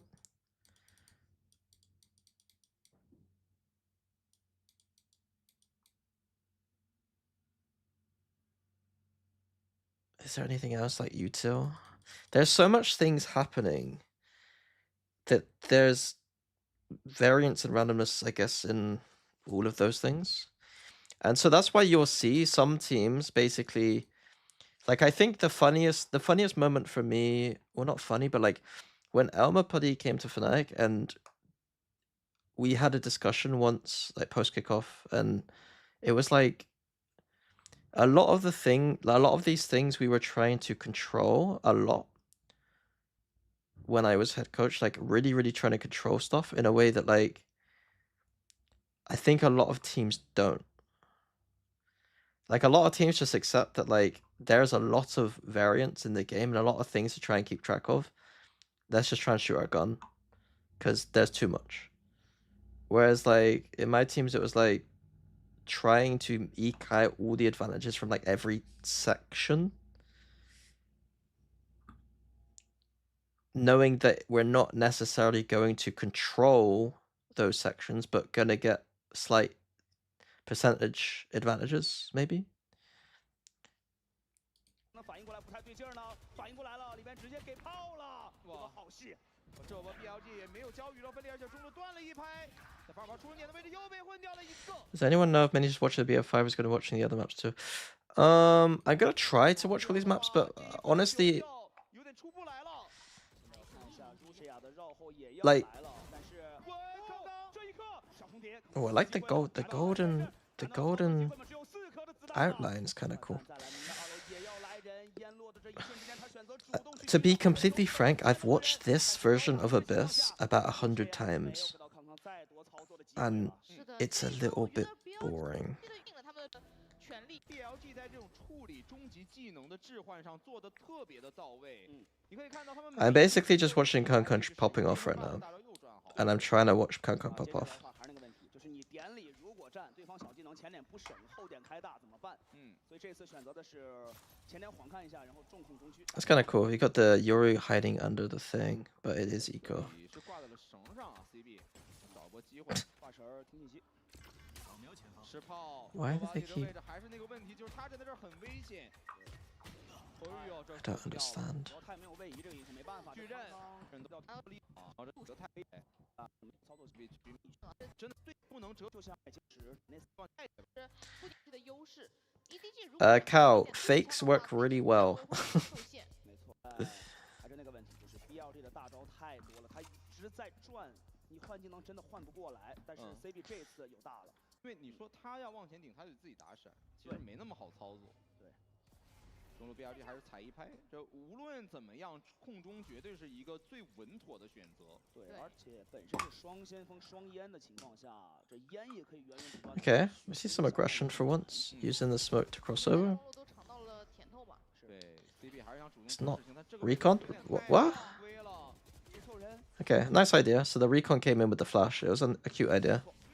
狂烈之怒 And so the ult behind it. It's kind of nice. 另外一边球就收了一个，看一下狂烈之怒效果还可以，那么射掉了一个人，而大夫的话来到了门边的左侧，而 BLG 只能往 A 点去打了，因为中区是掉了人了，所以现在也不好转。这个狂烈之怒射死一个，射残2个，这个 BLG 整体血量都很低了。现在有点难受 ，BLG 到底要不要支付大招过来？如果不交大招的话，这个点是进不去的。但如果交了大招，想蹭过来，但是有点想多了，对方架得很稳，信心脉冲给过来，非常漂亮的数位点射。 好舒服的血量呀，正好压在了70，数位1的有很多人什么 C 招，再换一个位置往 B 点去打。当然，这个道具组往 B 点悬崖去覆盖也非常简单的。我们来看一下康康第一枪位能不能接住人。是，但是有爬虫位置已经是有配合的，而且猫给在点后也有发挥。那这一波硬想来处理就真的会很难了。 虽然倒地，但是选择用大招想来进吗？但是补防的人员已经到了，这个回防速度非常的快。They should Kanko should just be jet every map. 这个小车之后 Unless you're how do I explain it? The reason to not play jet is because you have like a very I guess there is micro reasons why not to play jet, but ultimately Kakung's micro on jet is better than any other agent, so like you're not even getting micro advantage. Like there's like macro reasons obviously why you want to play different duelists, because jet kind of isn't the best macro duelist in my opinion. Like compared to Yoru, like Yoru could rotate across the map and shit. But this team isn't showing to me that like that they are gaining advantages in the macro, so why not just put him on jet? 张地图，因为我们这个正确答案就是日落之城。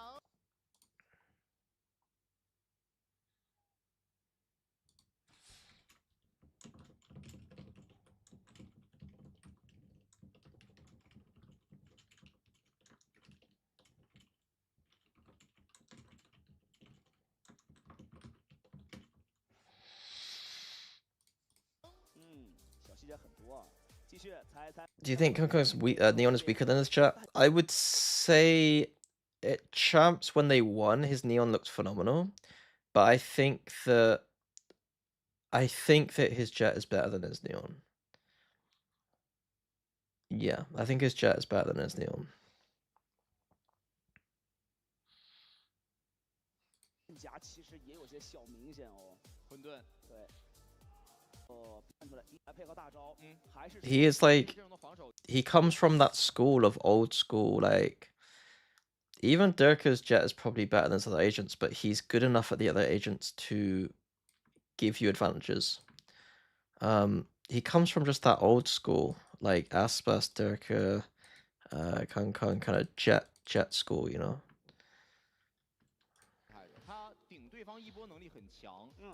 Is jet playable in this meta except like Breeze and Abyss? I think that Kong's jet is so good that you could probably play it on most maps. You could play it on Haven, absolutely. Bind is sketchy. Bind is sketchy, but I'd still run it. Corrode, yep. Breeze, yep. Pro, yep. Split, yep. Like, yeah, you can just run it. Like, it's not that deep. 他反清的能力也很强，所以我觉得对 EDG 来讲的话，这个下半场并不能够掉以轻心。虽然这张地图的整体来看是偏进攻的，可以看到。It's guess because they play Jet and ranked often. All three of those players still insta lock Jet. I mean, Aspas should be. If Kong and Durka are, then like they should, you know, reconsider. But at this point, I would just put him on Jet. It's the same pistol.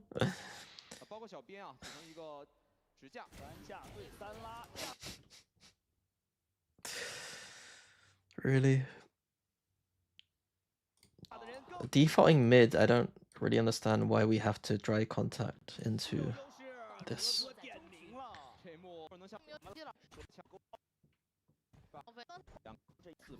3连的话，BL 的分数情况自闭的这样一个开局啊，然后小编是利用一个前一发中过来拿点信息，ADG 这分也没有第一时间去提 Stack from BLG. Oh my god. 过来拿点信息，ADG 这分也没有第一时间去提下，禁烟这一下小编神来一笔，他感觉到了，他感觉到这个位置够了呢，往前去推一推 ，ADG 现在要是。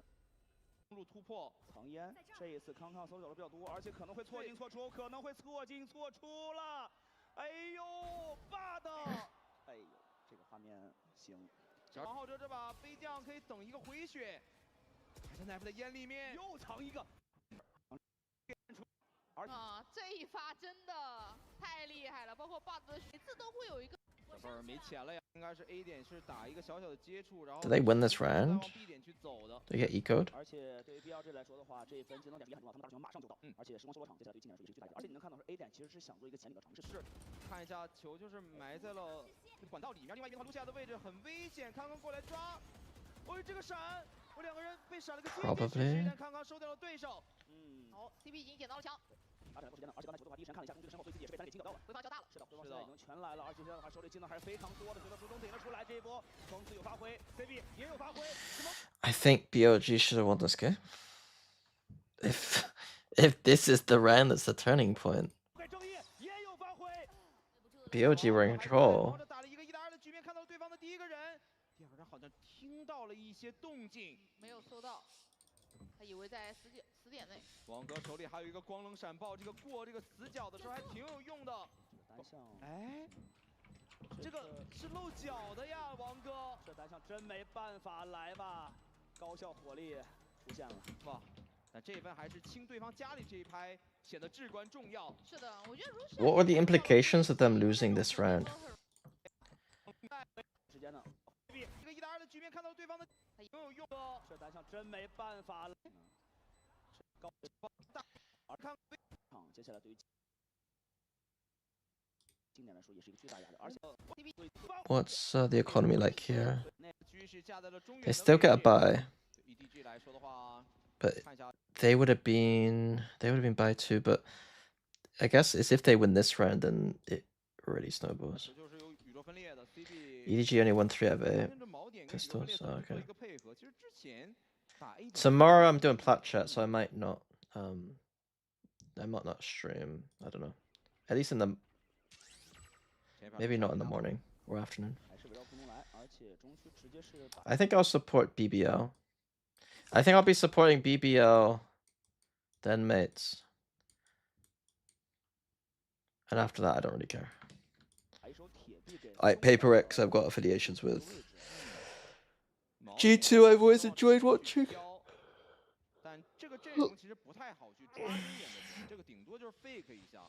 Do you think any Chinese player except Happyway is the top 15? I mean, Zeta aren't at fucking Santiago, are they, bro? Raga, possibly. Shrimp Fanger, possibly. The real answer is probably going to be Chichu or Kangkang, though. The way that you need to do your rating, your ranking on these things is usually you have to pick the experienced players, to be honest. 信息不能够拿得这么透彻，中区把对方有可能拿信息的人先逼走，而且中区现在是留了一颗未技能的。B 点当钉子 ，A 点给压力。BLG 太会取舍了，他们直接是把前点给让出来，只让王浩哲过来抽一枪吗？王浩哲在宇宙分裂的另一边，知道对方这是个假打，而 B 点岿然不动。哇，被闪 5v4. Is this another round that EDG are gonna win? That they should. 那现在的话慢慢也是挤了进来，再往出是爆能器被卡在了 B 大，关键要看康康了。康康现在一刀顶住。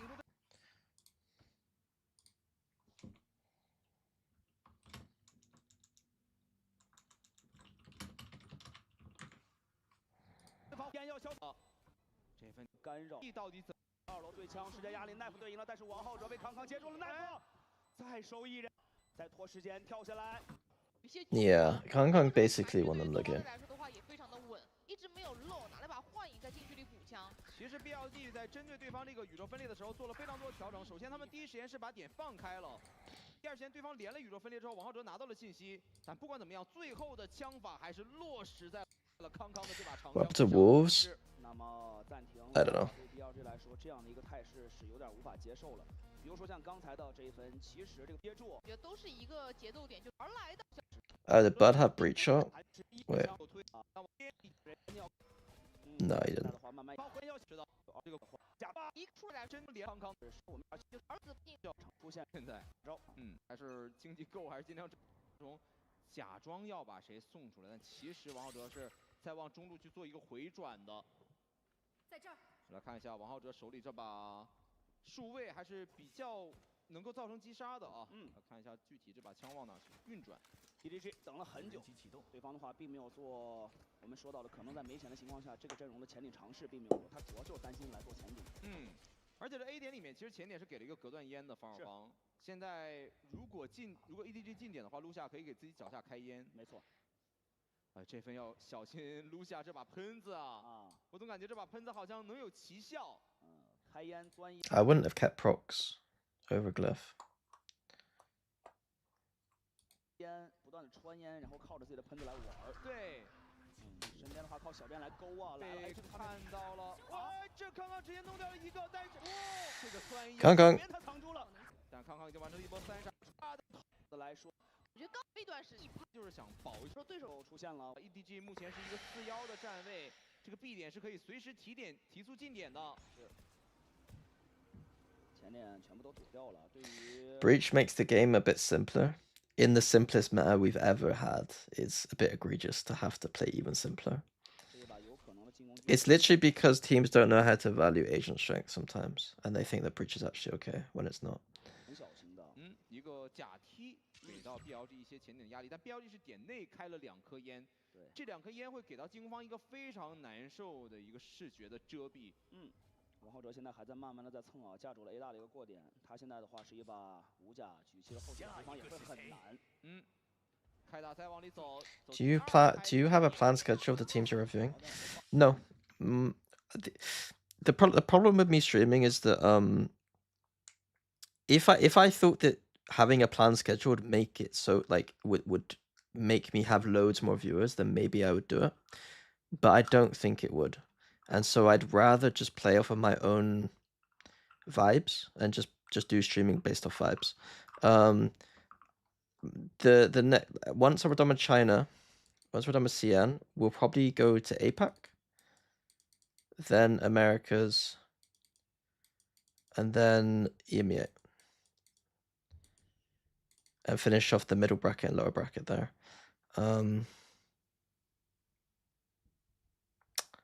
I think I'll do it this way around. I could swap these 2 around, but I think I'll do it this way around. What do you think Fnatic's lacking to win a final? It's not. That's not how it works. That's not how that works. There's nothing lacking for Fnatic to win a final. They just so happen to not win some finals. That's literally the difference. If you think Fnatic isn't a team that has shown that they can win finals, then it's a fake narrative. You know, do you know the coin flipping thing? Like, what is the game like? There's this like probability game where like if I gave you a coin and asked you to flip it 100 times, and then you wrote down the 100 times it went heads, tails, heads, tails, heads, tails, 100 times, and then I asked you to not flip a coin, and you had to just write down heads and tails based off of like your own pattern. You don't flip a coin, just write down what you think like a pattern would look like. The game is that you can tell if a coin has done it or a human has done it almost every single time. The reason is because humans underestimate the amount of times you will have one of heads or tails multiple times in a row. So what you do is you look at the line, and you basically select the one that has the most amount of one unit in it repeated, and this would be the one where the coin flipped it, right? And this is the human, because the human has like a tendency to try and flip between heads and tails as much as possible, and might go tails like 3 times, but then we'll go back to heads. This is what is happening with Fnatic, in my opinion, is that they, just off a probability, lost a few finals in a row, and now as humans, we're like, oh my god, that's so surprising. How can they lose that many finals in a row? And it's just like, well, it just kind of happened, you know? There might be some genuine analysis to be done there, but I think this is basically what's happening. Fnatic have won lots of finals in their lifetime, and there isn't a huge, like, there's obviously differences between the teams that won finals versus not finals, versus not winning, but like, it's not like night and day to the point where, you know. Did I explain this very well? I feel like I fumbled a few times, but I think it's kind of an interesting theory about probability and the ways we view repetition and stuff. People are hindsighting it. Yes.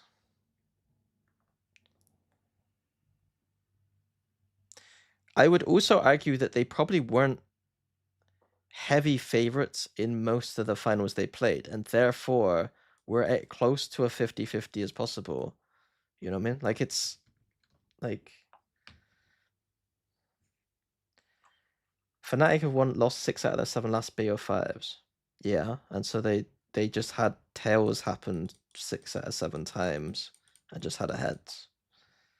I don't know. It's just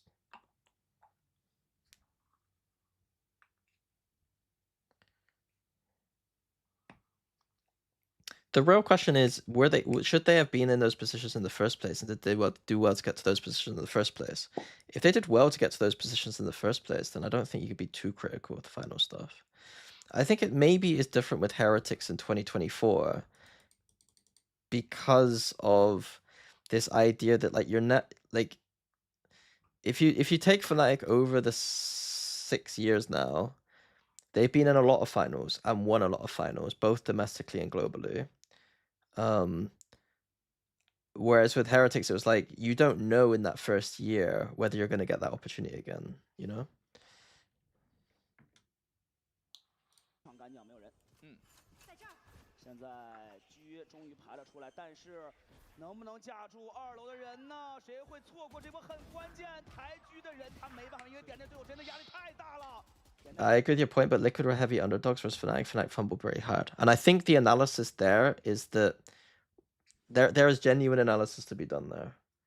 Like, there's obviously analysis to be done on all those finals, but I think the there is that was the most concerning one out of all the finals, was the Liquid one, for sure. A team that comes in with new comps, never pracked before, and can beat your team is worrying, yeah.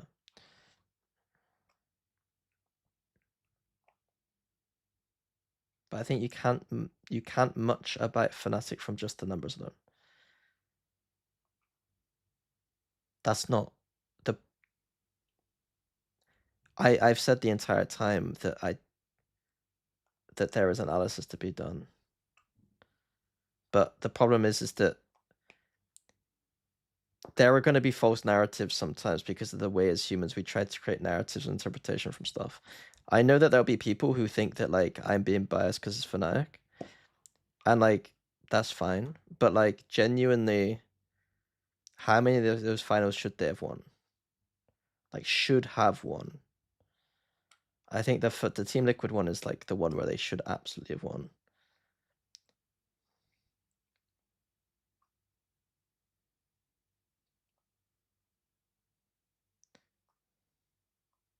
I don't think the heads tail thing really makes much sense as them not being favored for the BO5s in many cases. Else it would lead to the question why they don't get third, fourth, etc.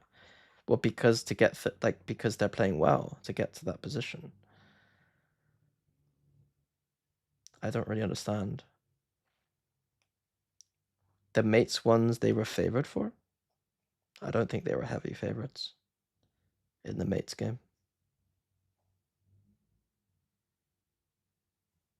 If you can isolate it to, if you isolate only for finals and then you isolate Gentlemates at the 2-0 lead, then you're basically just doing, you're just moving goalposts though, right? I think that I don't know. The problem is I'm probably gonna get clip farmed off of this kind of statement, but like the problem is that at the same time I am the most critical of Fnatic out of anyone. So it's like I'm on both sides. Like you can lose a bunch of finals in a row, and it not be the end of the world, but also have a lot to work on, if that makes sense. I don't know. The problem for me though is that people I guess what I'm trying to say is that like there are very different reasons for the losses in the finals. And so you're just coming at it with a narrative that doesn't make sense in my opinion. Like the NRG final was literally some high level Valorant. Like what other finals have they been in? I don't even know what other finals they've been in. I don't really care about EWC, so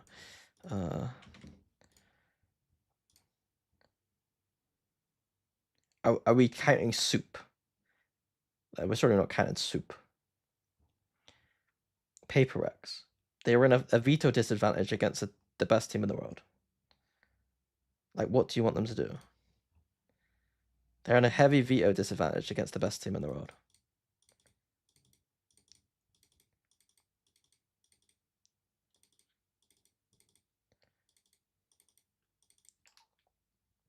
This final is easily explained away.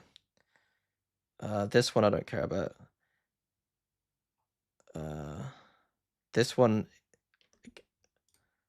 they're in a veto disadvantage against one of the best teams in the world. Like, I don't...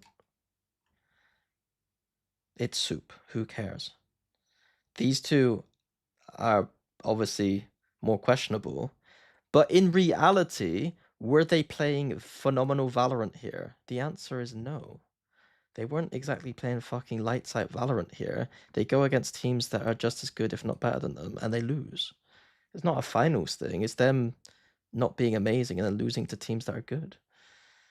Like it's not rocket science.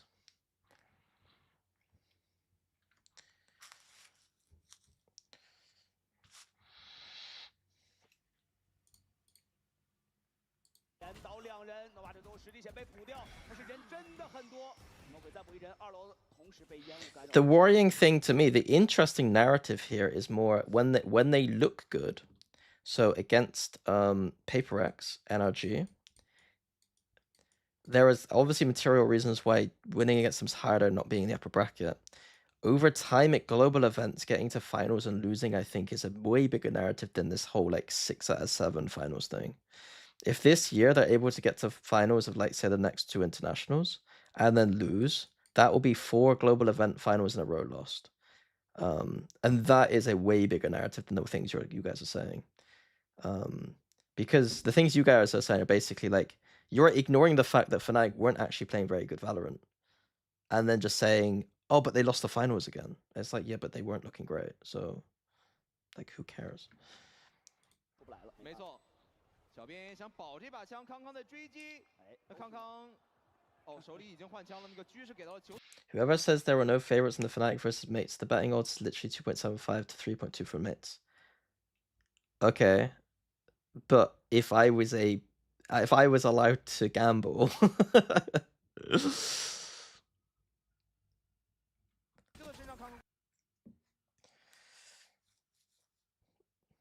I'm not saying they weren't maybe favorites in that game. I'm saying that they weren't a 2.75 or 3.2 odds. I'm disagreeing with those odds.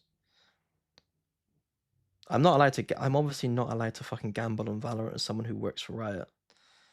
Or is freelancing for Riot. Or consults for teams. Like, it's both illegal probably and morally incorrect.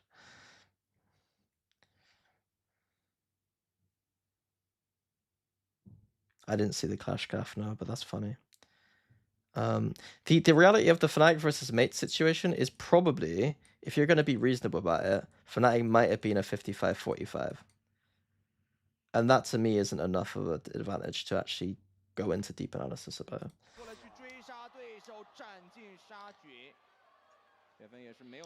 The Fnatic getting sick thing is just, again, like, I am telling you that might be another example of the heads tails thing. I've worked in Fnatic for 5 years, and I'm saying that we were way better than any other team at dealing with COVID and stuff like that. When all these motherfuckers were going out for dinner every night, not wearing masks, and we were wearing masks, going indoors, banning the team from going outside by themselves, and eating together with masks on, in places that were safe. Like, I'm not being funny, but like it's fake narrative.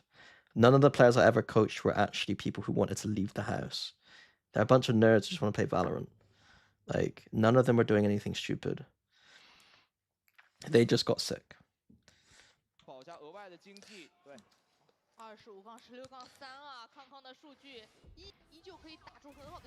It's like very frustrating because like Colin put in a lot of work to try and make sure that we were doing stuff correctly. Like, we also talk to our performance coach a lot about this stuff. And obviously as a coach, I don't, if players are doing stupid shit like going out during a global event, then of course I'd fucking lose my shit. Yes, the licking doorknobs is a fake story, yes.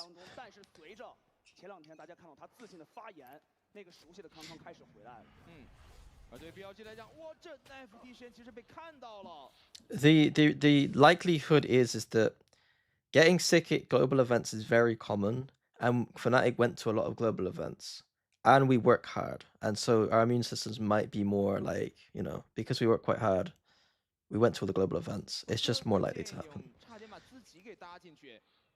You can't tell me that Durka and Durka getting COVID and Leo getting long COVID is part of that sample. Like, realistically, the reality is that Colin has some basis to be kind of annoyed by this idea that, like, if players got genuinely like sick in a way that's like long COVID and COVID, how, like, it's kind of annoying, you know? BLG 的话，其实手里的底牌只有一个小边的大，但如果 ETG 不把时间压得那么紧张的话，其实这个。I have insider information, which means it's probably illegal for me to bet, if not immoral. Like, of course, I probably shouldn't be betting. Like, it's just not a thing. 大招想脱包是比较困难的。对，每次标记存钱的时候 ，EDG 其实都非常谨慎，前期会加一些默认，而且他们的站位是3-2，他不会说有人走单。Yeah, broadcast talent also can't, probably because we're susceptible to far more information. Okay, like, imagine, here's an example. In Americas, they do listenings. They listen to the comms of the team playing, and then do a little report on it. How is it okay that that person's allowed to bet on games? Like, that would be insane. If you can hear the comms are like horrible, and you're just like, oh, this team's actually got fucking terrible comms. Like, they hate each other. Mid comms, they're like saying that they're gonna kill each other. Like, you know, like. And we get information earlier. Yeah, we do get information earlier. It's all wrong. Yeah. Beyond even that, just the practice of us being susceptible to more inside information is obviously like more weird, you know. But TMV be allowed to bet? I don't know.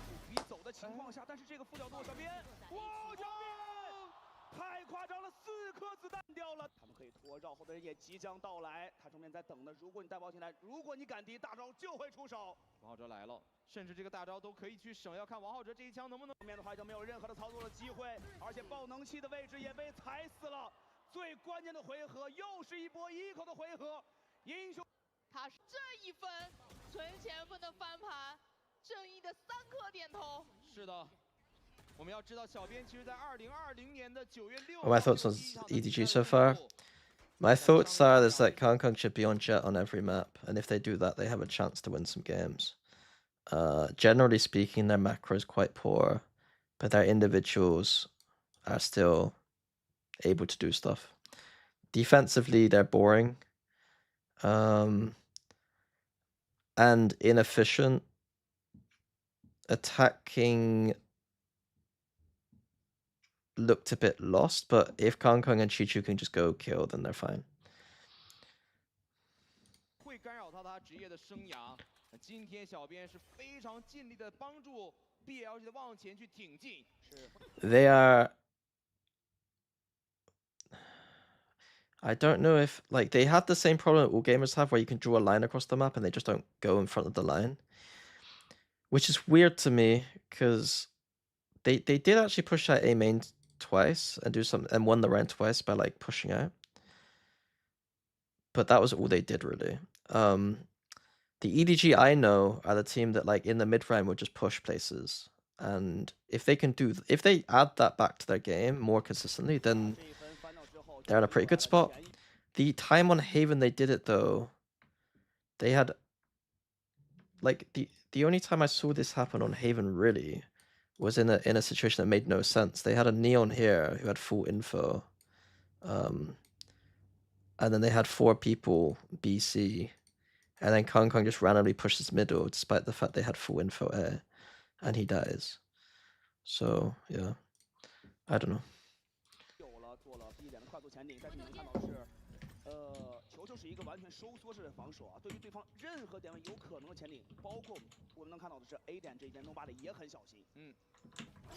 方舟位置好像没被发现，这位置很熟悉哦，之前有一分拿着巨刃过去深入敌后，然后完成击败的。对，这个烟没那么好出，这边被赶走了。对，这一分的话 ，A 再到 Is it unethical to do plat chat guarantees?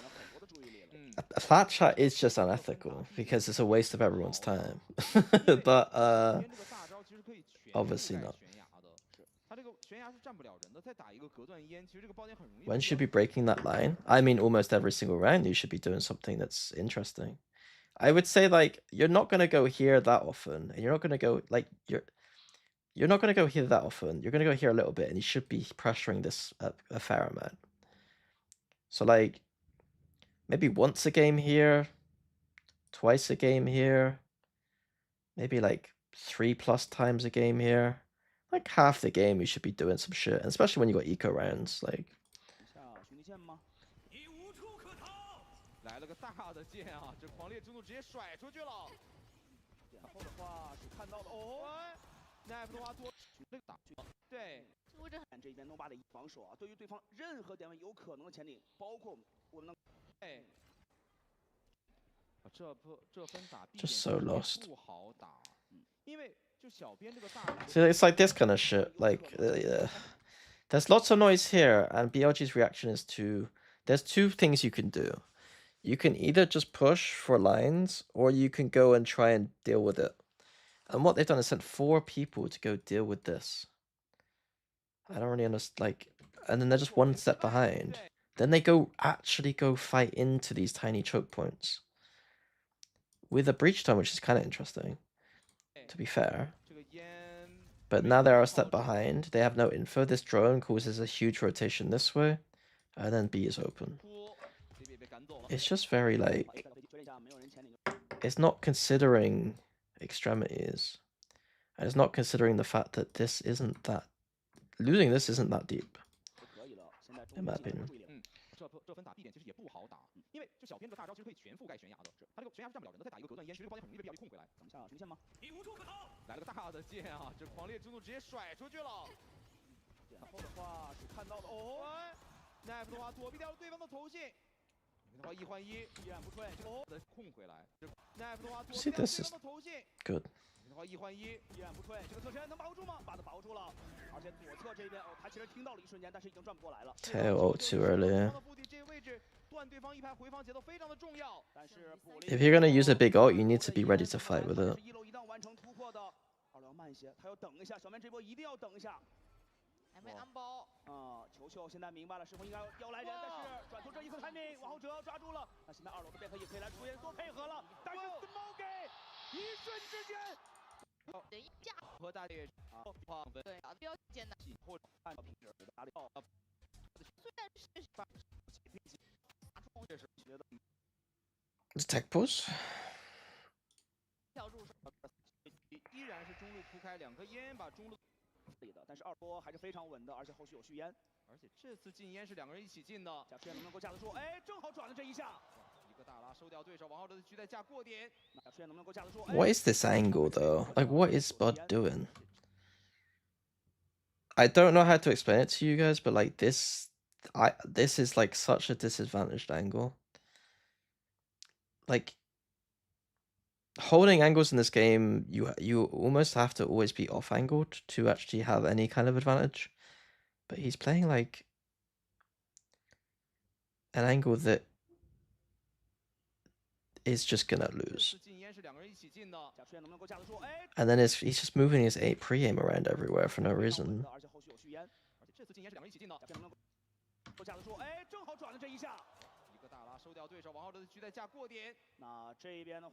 There are some angles like that where, like, for some reason they work, but 99% of the time when I feel like an angle's wrong, it's like, it's usually pretty shit.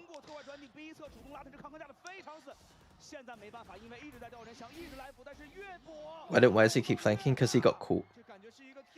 Do you think China can win a single series at Santiago? Yes, absolutely.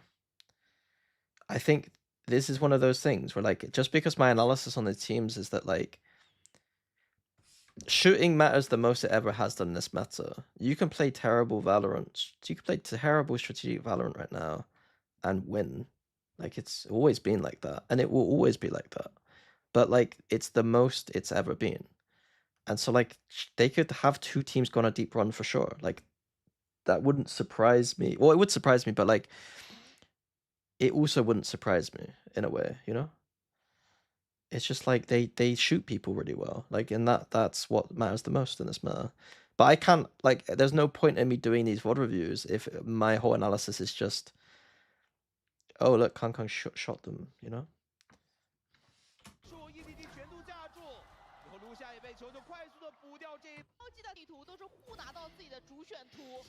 现在 EDG 有一个破发的机会。对的，最关键的时间线啊，感觉这个图3的天平已经倾斜到了 EDG 这一边。这一分的话 ，BLG 的经济也是非常的差，他们没有，其实只有一个宇宙分裂可以做回防的底牌。是。 这分想主动做一波 A Y 的前顶。I don't know who the favorite is to win the whole event now. It's like I have literally an exclamation mark for it right now because I don't like the tournament. I think is the hardest to predict it's ever been, and I've not watched every team yet. Like, usually at a tournament, I don't have to watch all the games to have a good sense for who I think is good and bad, and this is by far the hardest. This is like one of those moments where you like I think T1 at Bangkok should have been the 12th team probably, and then they won obviously. This tournament is going to be filled with T1 12th shit, you know. And then what ends up happening is, like, whichever region gets flamed the most, so in this case probably China, they're going to be very upset about predictions, and I don't know how to operate as I wouldn't, if I was at that event, I'm kind of glad in some sense I'm not on the desk for the event because I don't know how I'd operate. Like, I would be such a fence sitter about every game. It's kind of a cool dash.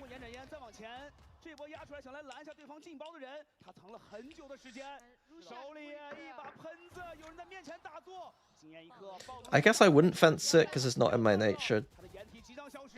I'd end up saying what I think, but, like, the reality of the situation is that, like, I can't hold the opinion as strong when I know how this meta plays, you know? Did you see EDG Nobody's bullshittery on Haven? I watched Haven. What was he doing? I did watch Haven. What did I miss?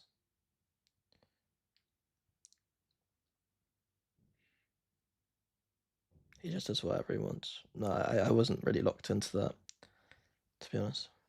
I didn't notice him just running around. On attack side, he kept just walking into an op, as I remember. On defense, I didn't really notice his shenanigans.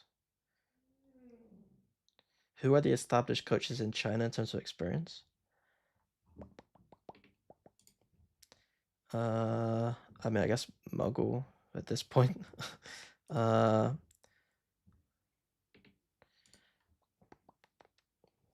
Autumn has a lot of experience. I guess Hoya is starting to get more experienced. I don't really know the All Gamers coaching staff. I don't know this coaching staff.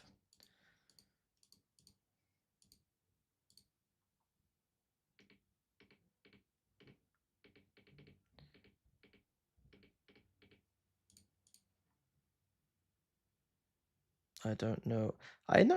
Actually, I know this guy. I recognize this guy. I don't know Tai Lu. I recognize Destroyer. Barley's Bale's been around for a long time. He's coached for a long time. Fade's becoming one of the kind of experienced coaches at this point, I guess. Wasn't After a player? Or am I No, he's not. I don't know After. Legia. Who did Legia coach before Bleed? I mean, there's quite a few, but like most of them are foreign. Oh, After was the EDG coach before Champs? Okay. Yeah, I mean, there's quite a few coaches now that have some experience, but like, I don't think any of them are like. I think Hoya is the best coach. Honestly, I think the way that I think XLG are the team that plays the most Siren Valorant by far, and I think it's probably a lot to do with Hoya.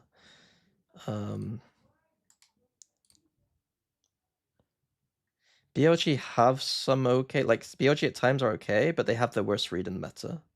They have the worst read of the top Chinese teams for the meta. They're playing Breach on like 5 maps or something. Breach, double innie. This is unironically actually pretty good though on Pro. Double innie Breach. Like this is a terrible read on meta. I think if they didn't have a bad read on meta, they'd actually could have made it, to be honest.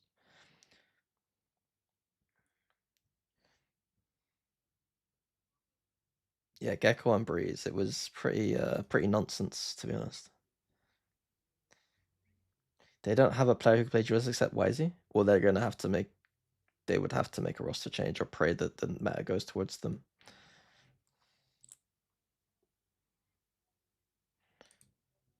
Luckily, this is. I think what No Man said is correct. This is the best meta you could possibly get for China. Like the meta completely suits China right now.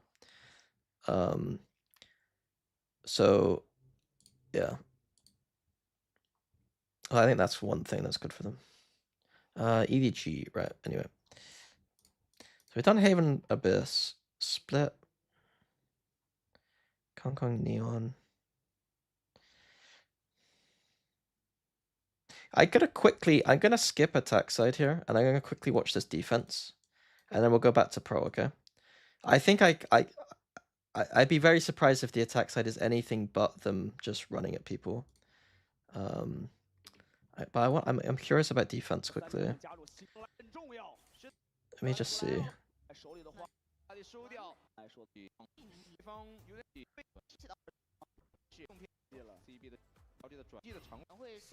they're playing quite slow actually.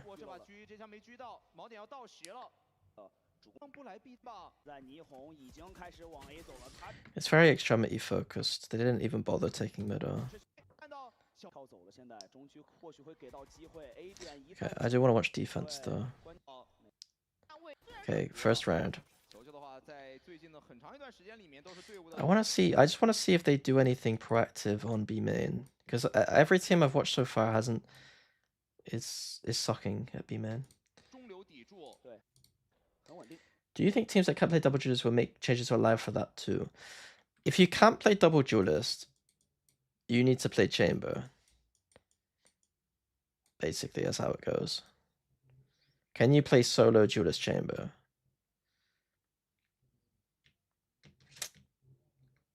It suits APAC. It suits Pacific too.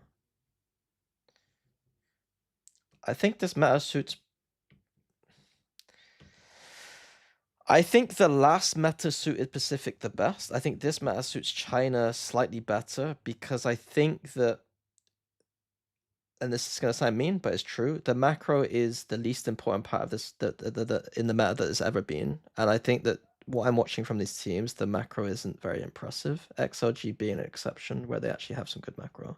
So if the macro is at the worst state it's ever been, the least important, and your region isn't very good at the macro side, but the micro is the most important it's ever been, and your region is pretty good on the micro side, then I think that this is the best meta for China that's ever been. The last meta, I would argue, was slightly more Pacific because the macro made a little bit more of a difference, but it was still micro-focused. 对，而这一分的话，对 BLG 来说就至关重要了。没错，他们这个长将分一定。How likely do you think with buffed Harbor we get perma 2 smokes, 2 duelist? I think Harbor will get some play, and it will, like, what will happen will be a team will be dominant on a map or two with Harbor, and then teams will copy that comp on that map and won't just run it across many maps. That'll be my bet. Like, we'll see, like, Energy come out with, like, a great Harbor Abyss or something, and then, like, this is just an example. I don't know what map it'll be, but let's say it's Harbor Abyss. They'll dominate that map, and they'll play it on some other maps, and be quite good at those other maps, but teams will just look at this one and just copy this one, you know?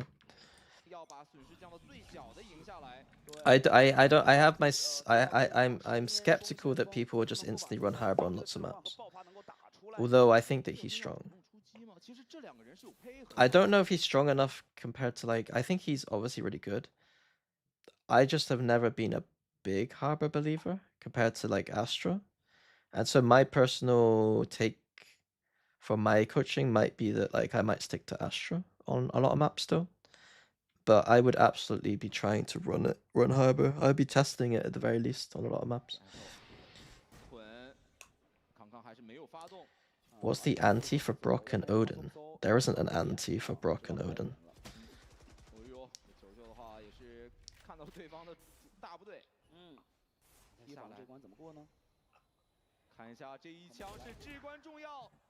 Okay.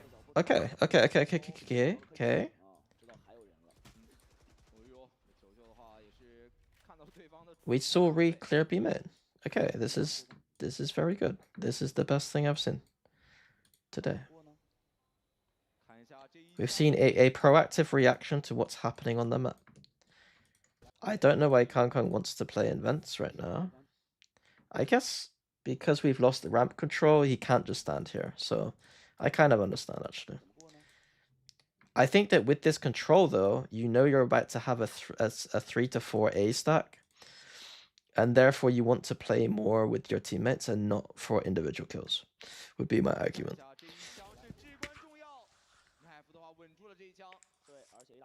And now your 3 to 4 stack looks like a just 2-2-2.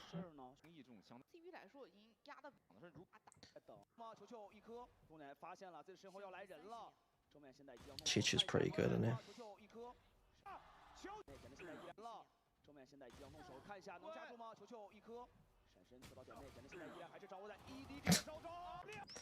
Chichu.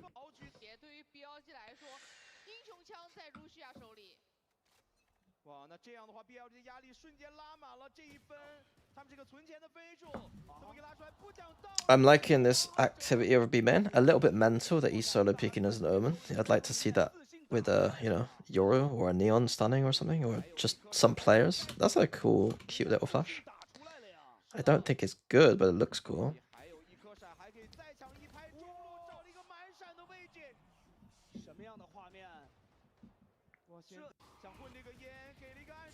I'm liking so far what I'm seeing on defense. There are some things here. Let's see if it continues. Pressure B main, nice. And then fast stack towards A. Okay, EDG, this is their best map. This is probably EDG's best map.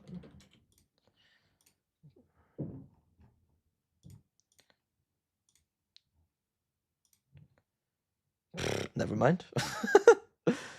Why were they bad in these games? That's so weird.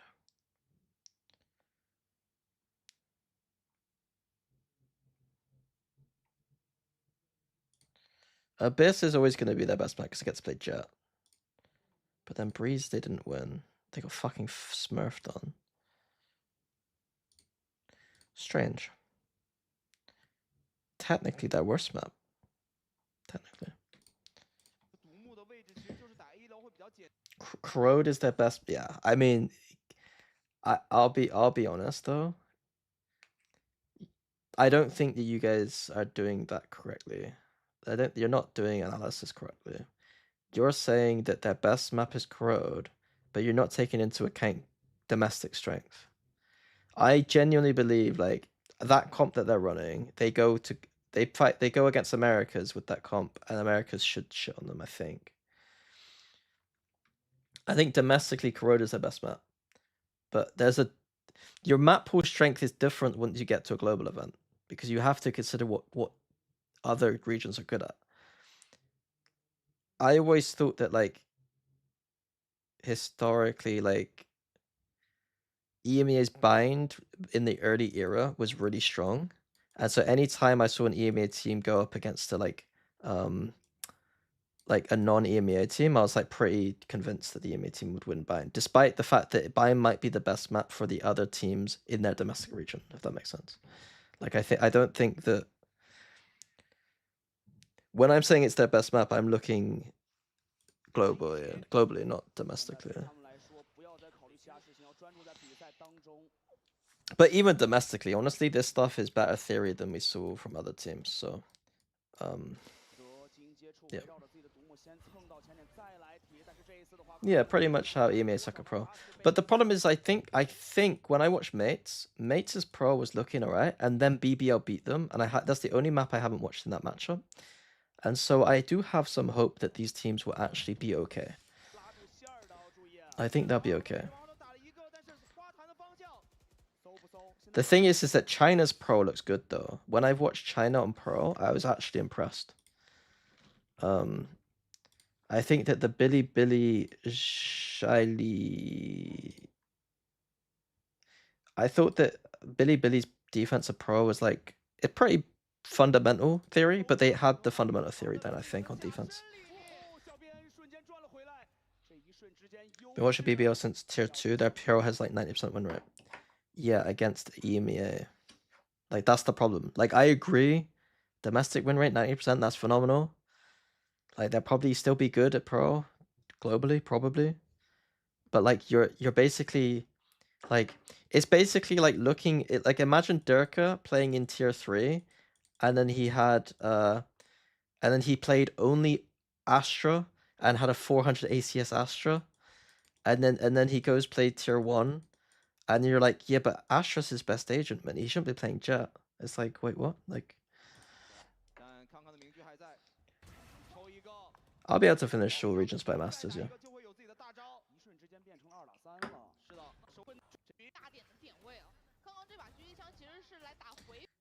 I don't think... Guys, like, you need to stop. You need to really stop. How do I explain this? I keep saying the same thing over and over.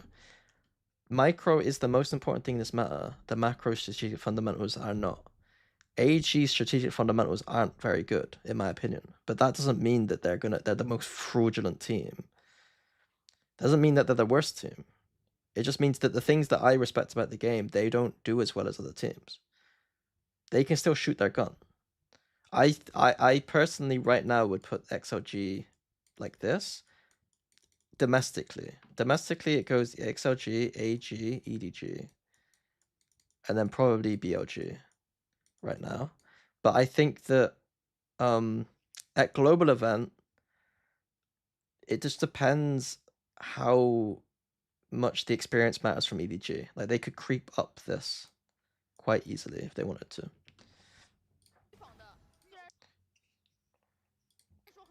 Yeah, I just don't like the fact that, like, I just don't like the way that you use the language, because, like, it's annoying.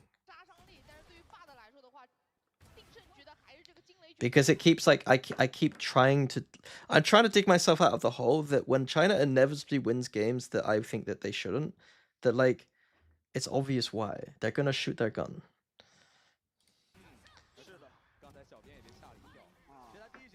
I'm not gonna ban them for saying what they're saying. They're not saying anything too bad. It's just, like, it's a discussion at the end of the day.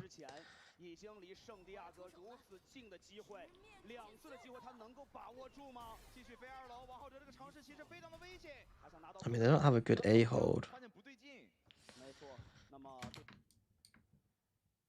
They're playing very... So,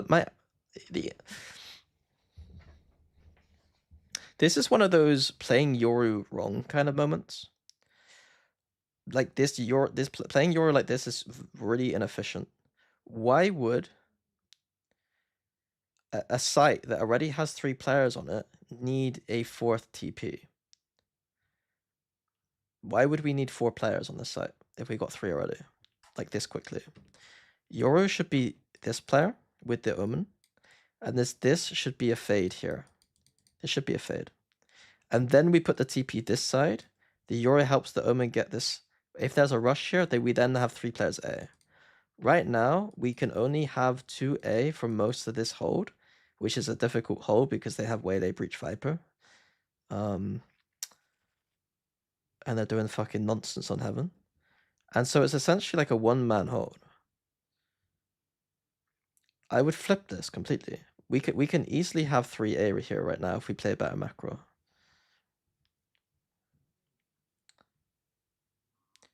This player isn't really doing anything by being B.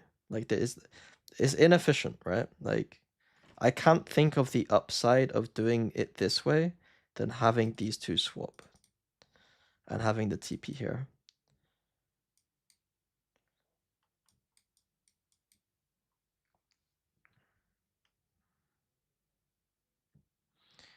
Sliggy was tearing into EG for something exactly like this. Sliggy was tearing into EG for playing weak side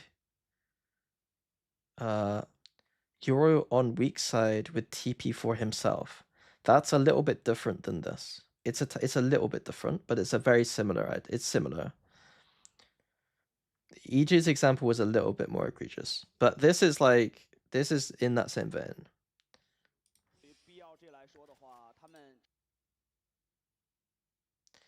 Mini Coach, you should create a Chinese community account. Your videos have been reposted on Billy with hundreds of thousands of views. I don't know if that's a good idea or not. I've heard that the responses to my videos have not been very positive. Because I'm quite mean. But maybe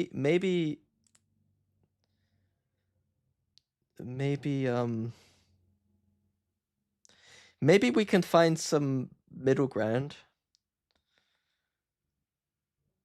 Because, yeah.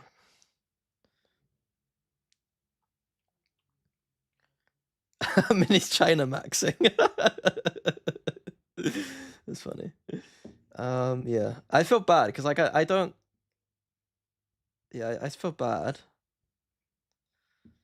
But what would you rather me do? Would you rather me lie? Would you rather me lie? I'm just saying, I'm just telling the truth. Just do the artist. That's usually doing the artist usually would mean doing something a little bit stupid. And so probably not the best idea. Just start hard repping China. Yeah, I'm not doing that. I think my niche as an analyst is being well, not my niche, but like my view on being an analyst is that like I'm not gonna. It doesn't matter who it is. I'm gonna be telling my truth no matter what. Hopefully. Obviously for this tournament, I'm actually kind of supporting. I kind of have a soft spot for BBL, but no, regions don't matter to me, and teams don't really matter. Like Steel, a little bit like Steel, I guess, but Steel was a lot stronger in opinion than I was in a way that's like. At times, I think a little bit too much. Like what I'm doing. If Steel was watching this, he would never be allowed to go to China. Like he wouldn't be allowed in China. Like whereas like I feel like my analysis is a bit more fair. You said BBL mate, so clearly EMEA teams. Yeah, but it's not like I don't really have an allegiance to EMEA in that way, if that makes sense.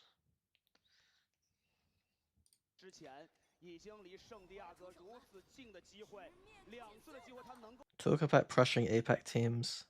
Oh yeah. I do want to pressure APAC teams though. That's more like the talent stuff though, where like the APAC talent I feel like has always been snubbed because like over the start of the game it was EMEA and Americas, that obviously did the best, and then over time we became like the cocky region that almost disregarded APAC, and then APAC suddenly like obviously did really well. It's not just Achilles. It's not just Achilles. And then obviously APAC's now really good. But the problem is that Americas and EMEA are still obsessed with flaming each other and just letting APAC get away with it. Like we need to be putting pressure on these guys, man. The problem is that Americas isn't gonna let EMEA slide because we're obviously kind of in a very dry spell for trophies. So I don't think Americas is gonna shift focus to APAC. But if I'm EMEA, my tactic would be to avoid Americas and just literally start putting the pressure on APAC. Just being like, yeah, we're shit. You guys are playing the meta you've been playing for 6 years. Like, this should be your tournament. Like, how can you possibly be losing this tournament? You got 3 teams favorite at the tournament. Like, yeah, we don't stand a chance. The problem is that BBL are going to do the opposite. BBL are going to come in and be like, yeah, we're going to fucking win because we're BBL. Which is respectable. But as fans, as EMEA enjoyers or people involved in EMEA, we should be putting the pressure on APAC. Yeah, we shouldn't be hyping up BBL to win Masters, but I do think BBL are the only team that embraces that mentality in a way that seems to actually be successful with them. You know what I mean? Like, I think that the humble approach is usually the right approach to win. But BBL is like got this cocky aura that's like kind of fun. No, I don't think the map pool is changing for Santiago.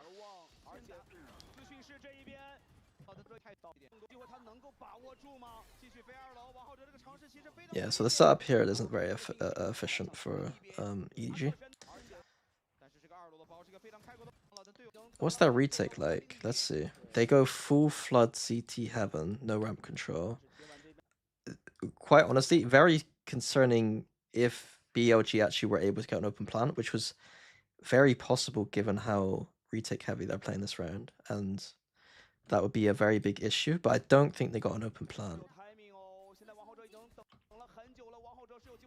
Oh, they did get an open plant, so they should lose this round, but Waylay here, YZ's fucking up. This timing needs to be, as soon as it's a heavy commit coming out, then you take the timing. He's almost taking the contact way too early. Like, Bianca isn't even getting any contact yet on this position, which means that he shouldn't be going. I think he's going to go and die, right? If he dies, it's round over, pretty much. Oh, he gets a kill. And then he repeaks, man. He gets a fucking kill in heaven, and then can play for Spike, but instead just peeks and dies. It's just like a discipline that like really does fuck up teams, man. Okay, Kuka's getting ignored. Do you think teams would play Harbor? At Santiago, NRG will be the only team likely to play Harbor. I don't think any other team will go hard into Harbor. I think there will be some Harbor play, but it won't be much. I think it should be more than it will be. I think it should be more than it will be. But the reality of it is that like there hasn't been that much time, and teams are quite comfortable. Like, the fact that these teams made it to Santiago is like almost kind of proof that they should be continuing to do what they're doing, is basically the logic they'll have. And I don't know if they'll think Harbor is as good as what it is. EDG already play Harbor on Bind. I mean, of course, yeah, but the question is more obviously implied that are we going to see more Harbor? You fucking idiots. Don't fucking get technicality on me. Is Edward indeed gaming? It depends what you mean by gaming. If you mean playing strategically signed Valorant with good teamwork and synergy, the answer is no. If it's they shoot their gun well, the answer is they're gaming. YZ has a history of over-aggressing. Yeah, I mean, that both Kong and this could be Kong Kong too, right? Like both of them are these kind of players that like I would watch it. I remember watching, I think Storytime quickly was to make it to champions in 2023. Long story short, we had to finish a certain place in Tokyo. We were basically if EDG beat Navi here, we were guaranteed champs. And so we're watching Bind. We're watching Bind. And we're watching Kang playing Gecko Bind, and it was some of the most infuriating Valorant I'd ever watched. This guy had an ult, I think, for like let's look, like watch. Let's just watch. But in theory, a 0 point could stop high tides, cascades. Where the fuck? Laser, wingman, all the way through. What? I remember he gets like an ult quite early into the not early, but like late into the half. Sorry, but early enough to like use it to like secure the game. So he has ult on round 21. Starts opping his Gecko with a Gecko ult. He has a Gecko ult and decides to dry peek hooker. I'm like, okay. He gets the kill. I guess that's fine.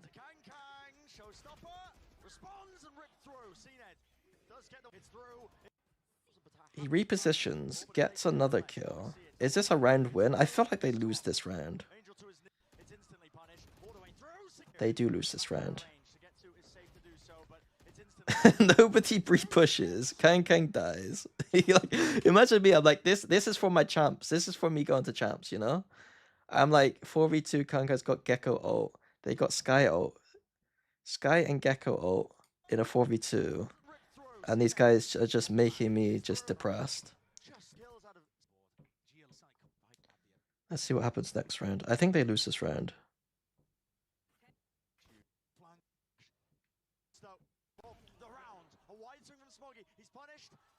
Oh, 1v1. Oh, they win. They win.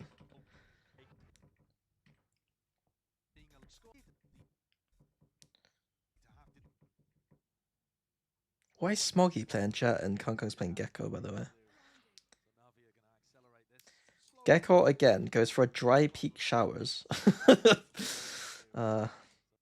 Actually, does he get a Sky Flash? He does get a Sky Flash, I think. Nope. He doesn't even get... The Sky Flashes be long instead of for him showers, so it's a dry peak showers. Wait, is it 12-10? It's looking easy so far. But it's 2 rounds in a row where Kang's just dry peaked with op. I think it's this round that was the one that made me laugh.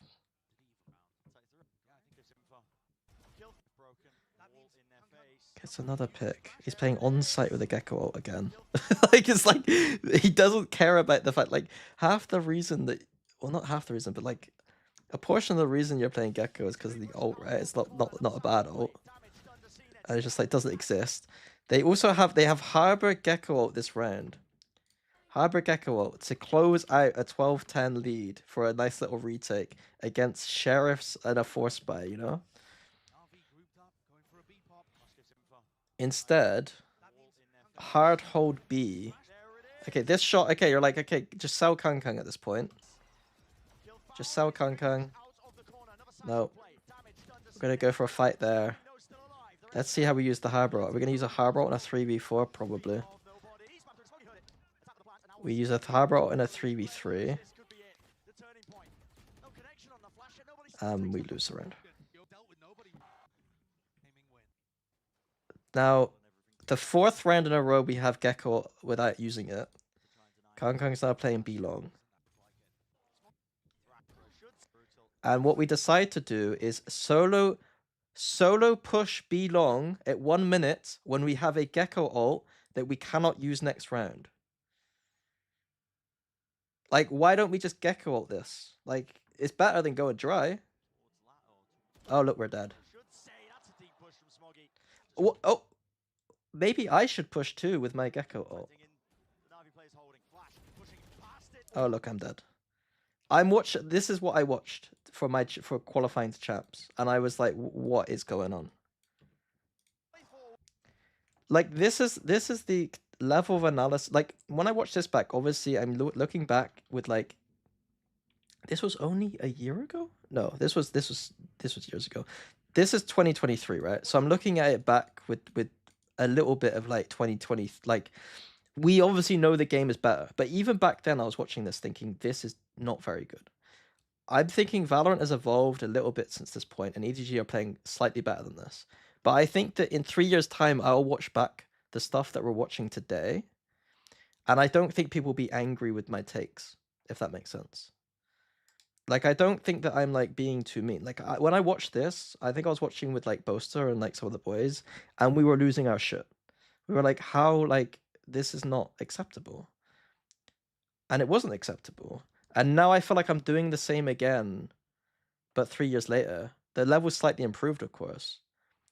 But, like, I don't think I'm being unreasonable, am I? I don't think. With, like, some of the stuff I'm watching. One team Liquid VOD, they're going to be the last VOD I watch.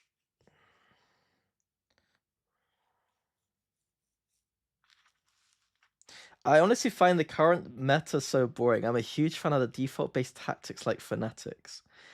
Fnatic fan spotted. Absolute noob. That sounds like you're a Fnatic fan that's a bit upset right now.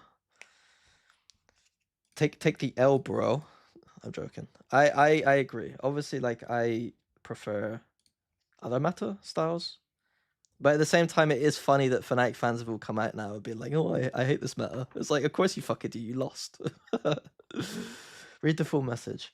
I think they should bring back the ability to recast for initiators and restore the original strength of Cypher and Vice to make it tactical again. No. What? Why did I have to read the whole take? I don't. They're just parroting back stuff I say all the time. I say this stuff. Like I don't know. Like I the problem is that of course I agree with a lot of this stuff. It just sounds like a salty Fnatic fan though. They should buff Senti role. It's a dead role. We have Chamber and Vito with a less than like 5% pick rate, and you're telling me the role is dead. It's not Riot's fault that teams are too stupid. It's not Riot's fault that teams are stupid. I unironically think that devs are way smarter than like half the coaches in this game when it comes to like overall like meta trends and understanding. I think that the recent patch is the biggest like, I guess, argument against it. But before that patch, I've always thought the devs had it figured out a little bit. I think that there's been times where I complained about stuff, and in hindsight, like, the devs were right. I have a question for you. What is the most important thing to be a good coach for someone who started coaching? The thing I always say is that you should try and get your like, the one tip I usually give is getting your team to debrief every day. I think amongst especially young men, obviously, that like we're not very good at communicating our feelings and all that shit. And I think that the biggest thing you could try to do is trying to get a more open environment. Like, I've unironically was close to... There was this moment, I don't know how real it was, but like there was a moment where I was genuinely considering giving my help to a tier 2 or tier 3 Counter-Strike team, because I thought that there was like... I obviously knew nothing about strategy, but I had a friend who knew Counter-Strike strategy, and we were joking that we're going to help our friends' team out because we saw them struggling. And I unironically think we would have helped them quite a bit. Because I know that like a lot of the things that like weaker teams struggle with is just basic structure and leadership. And so like one of the biggest things that you can do is basically just create an environment where people talk to each other. It's not even necessarily creating that environment. You could just be really, really blunt about it, and just every single day you just have 20 minutes to chat with it as a team.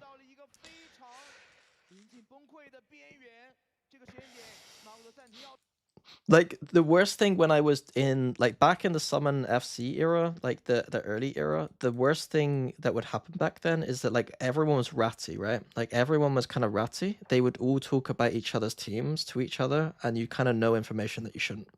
And I think that the way to avoid that is basically, like, instead of people venting their frustrations out with their friends on Discord about your team or the team they're in, it's obviously having an environment in where your actual teammates can do that with each other and keep it internal.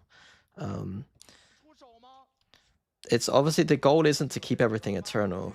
The goal is to actually create an environment where people talk and you problem solve stuff together. And players feel listened to and aren't just fucking, you know, angry or annoyed or upset. Yeah. Like what is that thing? Like, it's like the easiest thing in the world when someone's angry and you literally just listen to them and just placate their feelings in some way. Like, it's like the easiest way to, like, just have someone bought in and motivated, you know? You lose motivation the quickest when you feel like you're just, like, lost and not listened to, you know? 当然，我觉得 BLG 也是担心对方会见招拆招。没错，咱们就看一下 Knife 能不能够指挥队友去赢下这一分。EDG 在 B 厅的位置展开回复，王浩哲贴到了近点。That applies to, like, everything in life, though, I think. Like, I can't remember, what is it? I've been watching Mindhunter recently. Is it Mindhunter? The serial killer show? And, like, it's about the history of psychology when it comes to dealing with specifically serial killers. But obviously there's a lot of interesting psychological advancements and things they're applying about psychology. And one of the things that they're doing in the kind of, what's it called? Like, negotiation? What's it called? When you're, like, you're trying to, like, hostage negotiation stuff, is like you're basically trying to make the other person feel heard the entire time, right? And I think that hostage negotiation tactics might be pretty similar to Valorant coaching at times, maybe.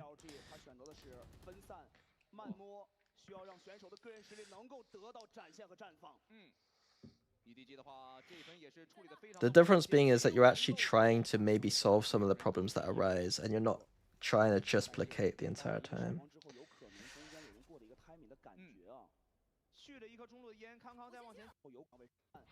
I'm enjoying, like, I was going to note how, like, the problem is Jogoman's not even Euro anymore, but at the start of the year I was thinking about how G2 had advanced some of the Euro theory in 2025 champs. Like, G2 started looking at the clones a lot closer, and even the the clones in particular, and also info TPs. So, like, you would see Jogamo a lot, like, jumping and then TPing back and getting info off of his jump. And then these pre-round clones. I think G2 had a lot of good ideas with Euro at champs.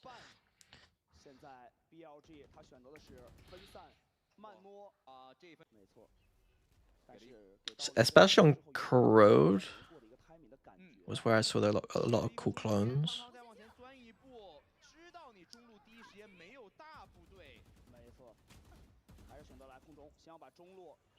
Mindhunter is a good show. It's not like, it's not gonna win. I wouldn't give it awards, but it's a good show. Like, it ain't in my top 10 or anything. But it certainly is a lot better than the average serial killer type TV show.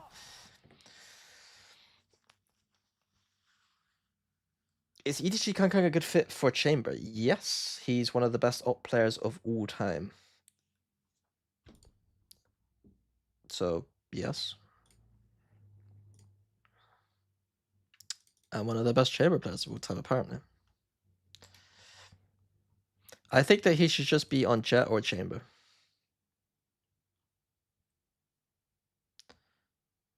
Okay, let's go back and start watching some of this Pearl. After this Pearl, I'm gonna cool it. I'm gonna go get some food. How can I figure out what is a good role for me? What is your rank? And are you playing team play or are you playing ranked? Top of your head, the top ult players. Aspas, Kang.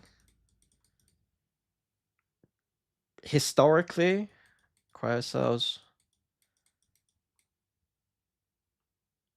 I think it's like the historical ult players. Texture. This is probably the triangle. The Triforce of like historically best ult players. I think Cryocells is like the underrated ult player. CNED, it's hard to argue against, but for that 1 year, yes. For 1 year, CNED was in that. Yeah. In New Era, I think Texture had more success than Something. But Something obviously comes into that modern era for sure. I think this is like old era, and then this becomes like the GOAT of the modern era. And then Something is there for sure.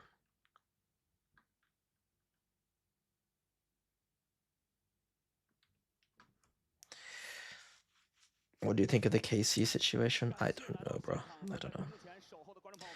I think that they have a very good team on paper. Everything on paper seems decent, and then for some reason it doesn't work, so.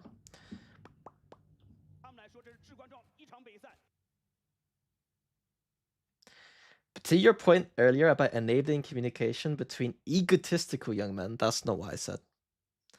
That's not what I said. Wardell erasure. Yeah, Wardell for 2 months.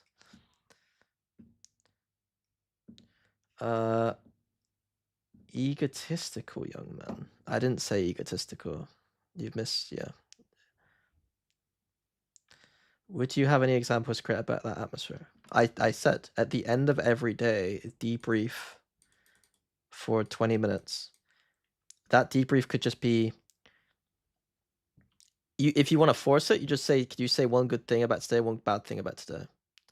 And make every player has to answer that question. It's not paraphrasing if you use the complete wrong word. I'm sorry. I'm being a bit pedantic about it, but it's really important. I didn't say egotistical. Just debrief 20 minutes every day after scrims. And if you don't know how to do it and you're not sure how it suits for your players, just ask them, what was one good thing that happened today? And what was one bad thing that happened today? Or what's something you want to improve? If you're feeling like the players aren't ready to start communicating about other players in the team, just make it about the player themselves. Like, this player has to say something about themselves that they did good and something they did bad. Once they're mature enough, you start allowing them to say that about the other players in the team.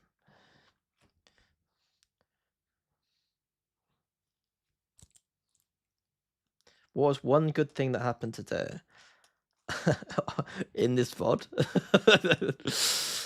In this VOD might be hard. Are we talking about... I've only just woke up, realistically, so I don't have anything. Hearing that the Chinese fans love my comments is apparently a good thing, although I'm very...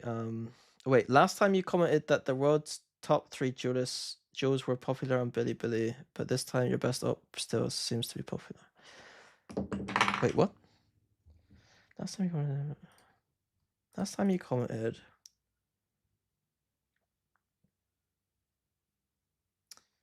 Bro, I'm so scared to go on Bilibili. When are you supposed to peek close to a wall? Almost never.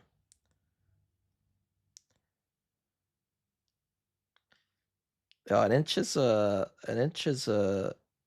you you take an inch. You take an inch. Right, EDG or defense. Why is there not a Yoru TP on this side of the map?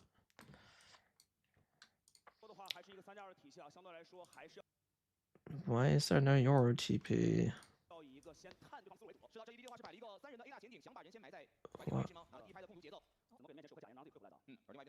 We leave an alarm bot. But if they go B, we're dead. It's taking so long though. Why is it taking so long? BLG are doing a B long default. This is some bad pro right now. They have both extremities at 1 minute.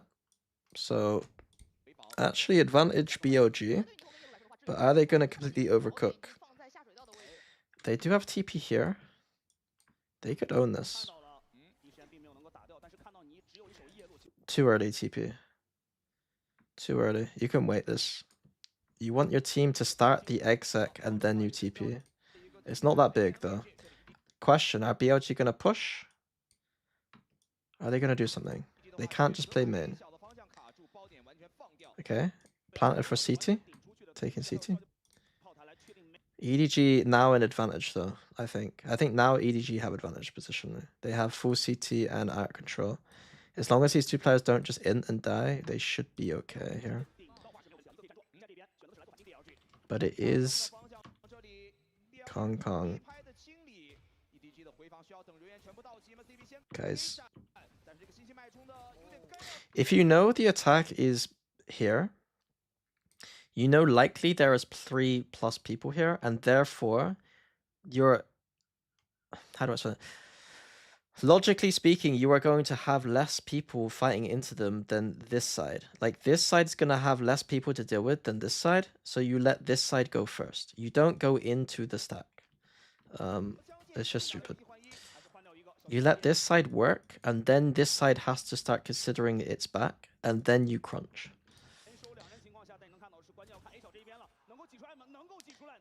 But it doesn't matter. Because... no, wait, it does matter. So, I don't really understand that round from a... leaving the alarm bot idea is kind of cute, but I'm seeing recently teams are just basically late going and breaking it. It's a cute idea. I wanted BLG. I think having EDG as the 3rd seed from China is probably better than having BLG as the 3rd seed from China. BLG are playing completely bad meta agents. I think they get owned. If their only win condition realistically is just YZ popping off in terms of like global event, I would much rather just have Kong Kong and Smoggy and have double duelist as my 3rd seed going into China. Why is Kukuka always bullying Mini? I don't know. I don't know. I don't know. It's crazy that she thinks she's reporting me to HR when... I don't know. It's honestly pathetic, to be honest. Okay. Right, Eco, who cares? The fuck? We got like, look at 1, 2, 3, 4. I'm gonna be honest, I'm gonna count, I should count it as more. There's 8 resources being used at middle. 8 resources. We got 2 players, 2 stars, 2 mollies, alarm bot and a turret. Okay. It's not very good, but... again, remember I was talking about intentionality before? Why would you want all your util there when you've got a player going for an aggressive pick? Like, it's...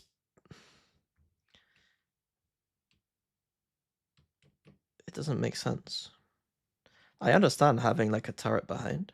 I understand using the star later in the round. But look, like there's another team that doesn't use any conditioning stars at all. They're just putting all their stars in fucking on the line. This is interesting. This looks kind of cute. But why are their stars just always just so, like, we saw them use these stars on the pistol round. And then they're just like, fuck it, we won't use them ever again. We'll just use them when we want them. And it's just really bad conditioning. Yeah, dry fight in front of all the util. It's really not very good.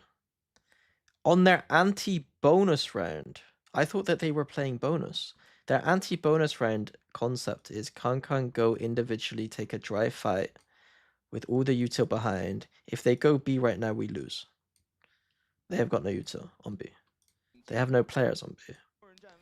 They have no Euro TP on B. It's... If Chobra... Is it Chobra skipped this VOD? I might have to skip the VOD.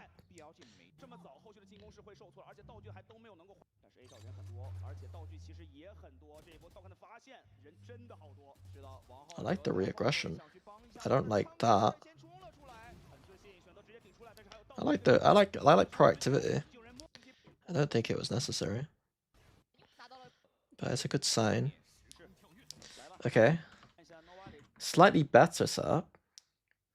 We actually can hold B long. We have a Euro TP going across the map.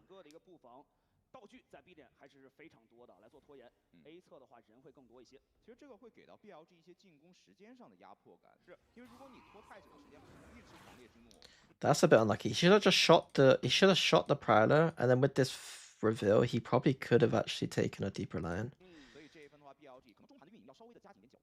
Now, okay, they're actually going to re-aggress it together.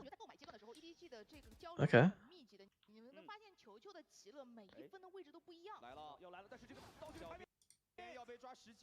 The problem is that because the two drone comp is actually kind of annoying for EDG. Like they're not 100% sure what's going on in either extremity. But I'm liking the activity. We're seeing a Yoru actually play a little bit more like a Yoru and not like a Jet back here. We're seeing some activity on extremities. It's the kind of shit that they're gonna need to do at global.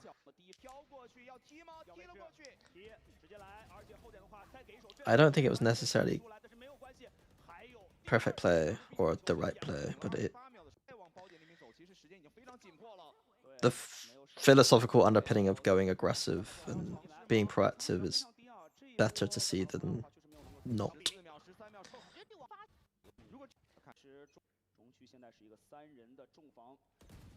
I mean, pushing mid on an anti-eco is again not a good idea, and they get punished for it.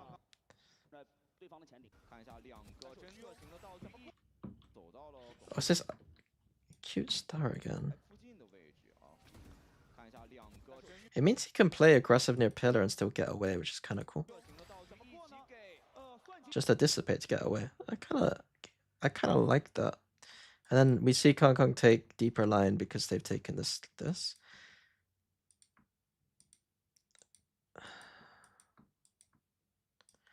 The mid sub I have issues with, but it's ultimately fine. Drone this way, which misses. Like usually you drone this way.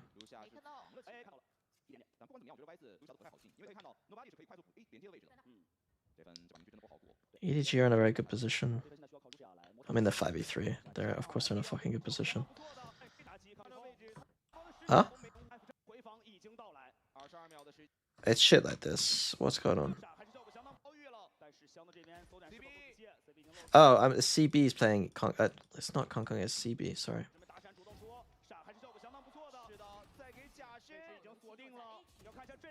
This is stupid. 4v2.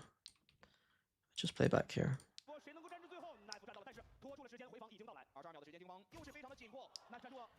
Very dumb.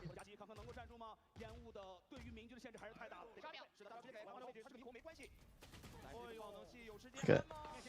Fine. This star is kind of interesting. I think this is the most interesting thing that I've seen them do in terms of like innovative sub. I don't know how good it is, but it's interesting. You do that mid sub. The mid sub's fine. It's just it's contextual to the way that your team is playing your setups. Yeah, I can't be bothered to go into it because I'd end up waffling. But I don't think you should be doing mid subs all the time, and I don't think I think it depends on what your setup is around the Killjoy for it to make sense. I think there were I don't care about middle as much as what other teams do. And I think there's ways to play around it. I think just leaving a Killjoy there to band-aid the fact that you don't know what's happening at middle is fine, but not optimal sometimes.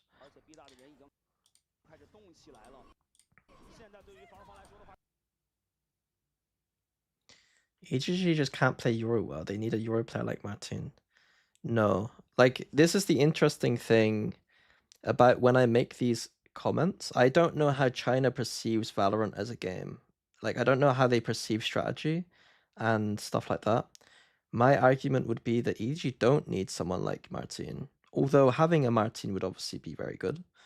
The issue is they don't coach this player into playing like Martin a lot of the time.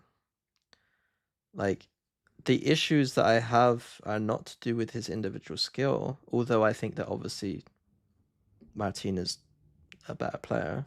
The issues are some of the time, or a lot of the time when I'm watching this stuff, I'm basically implicitly criticizing coaching, because it's the coach's responsibility to get the players to play better. And I think the style, the ways that they play the Euro is fine. It's not the worst. It's actually fine, but it's not quite at the levels of like a Martin.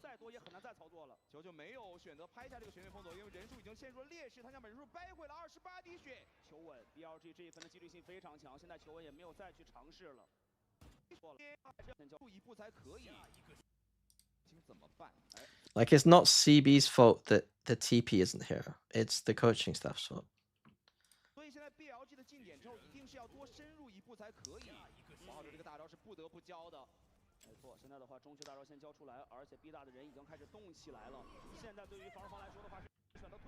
What is Smoggy doing? What is Smoggy doing?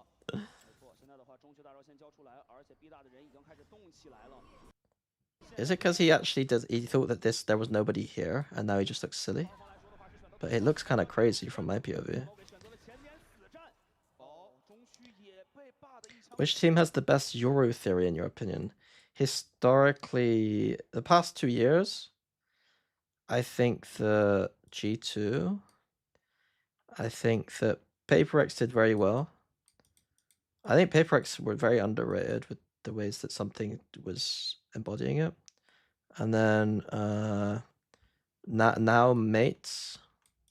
I think honestly BBL have some cool shit on attack sides. I think Mates defense is cool though. I do remember for a second buying Yoru 2022 days. Because he beat us. TPing next to us, we couldn't fucking hear him. Yeah, Killjoy has ult here, and he's playing like this. It is kind of crazy. But he got Teo Sabers. This Killjoy ult is irrelevant against a Teo, to be fair.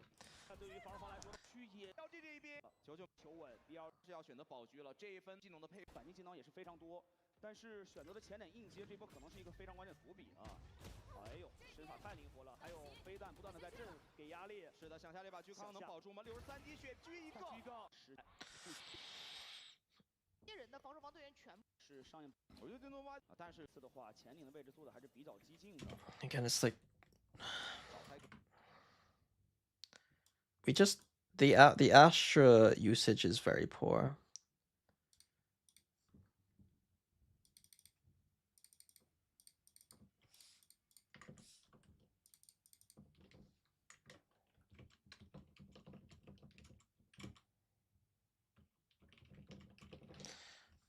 Like, not a single aggressive star on the map anywhere. Always behind this line. I'm not being funny. This is stuff that we realized in 2022. Like, this is literally playing like, is it 2022 or 2021?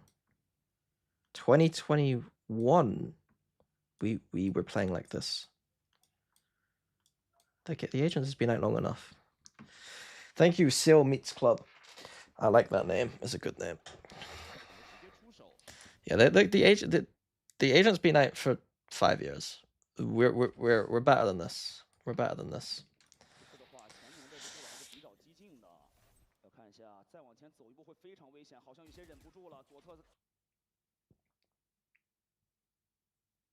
Top street style and those play corner street. I think it's even these are egregious to me. Like, why do you need to start the round with these? Can't you just reactively place them? Or even here, like, why do we need a star where there's 2 people in front of said star? This is the most overrated star of the game, I think. But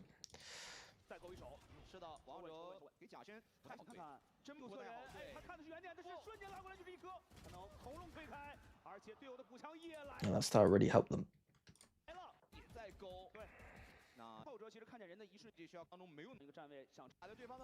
Basically, they're basically playing Astra, an agent that has dynamic placement of abilities without any of the dynamic nature of said abilities. It's literally just playing it like a sentinel, essentially, just pre-placing utility, which is kind of misses the point of like when Astra was released in 2021.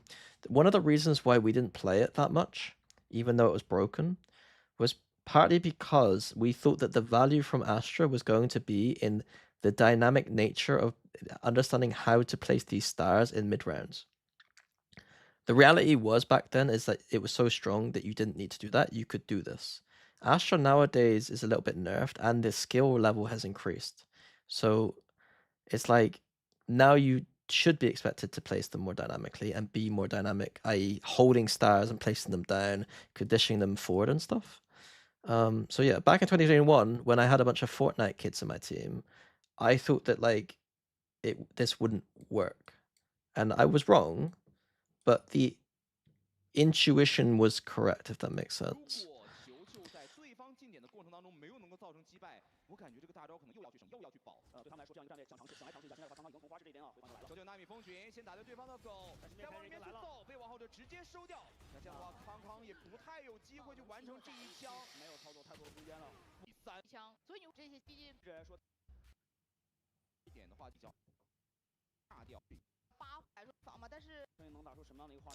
I can't every round. It's like if I was coaching a premier team, I would suggest that a premier team, I'm like, okay, just do this if you're not comfortable. But like there should be something. Give me something.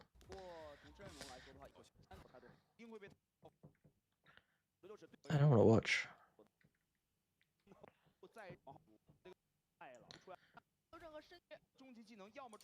See, like now, look, they put 2 stars here. Like, chat, like this is what happened last time. Chat, what are the defense about to do? What's the defense about to do?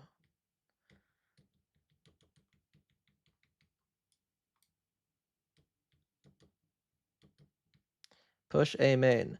What should the attack do, knowing that they're gonna push A main? Go B. Thank you guys. You guys are like fantastic VCT coaches.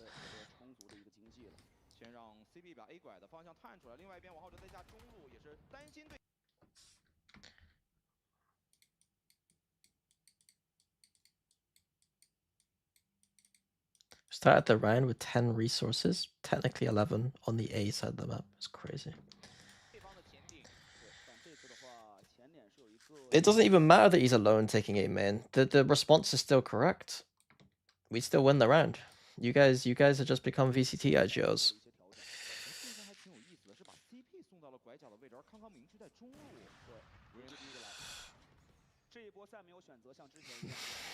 I don't know why BLG aren't doing it.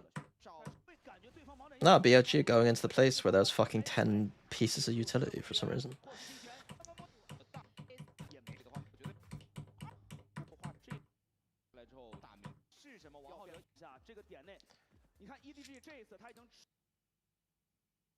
Thoughts on pumping street, re-clearing A main, of what info you get as a reaction to all that stars, or as a general idea?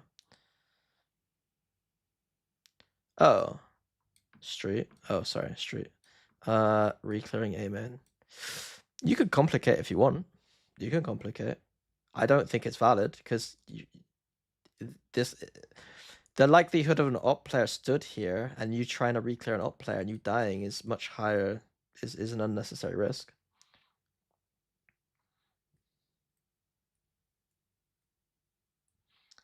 I think that this is fine and this is fine.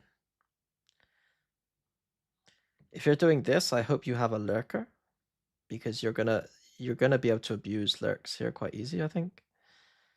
I don't hate the B split reaction here.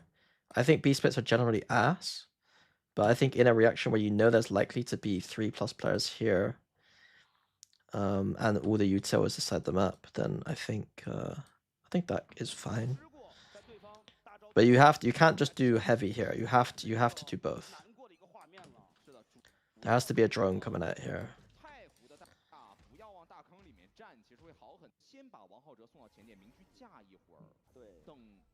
Okay, nice deep line. Where's the Yoru TP? It's this side of the map for some reason. The Yoru TP should be this side of the map, or I want to see Neon rotating right now. The Yoru won't be rotating because the Yoru is the Neon won't be rotating because the Neon is the op player.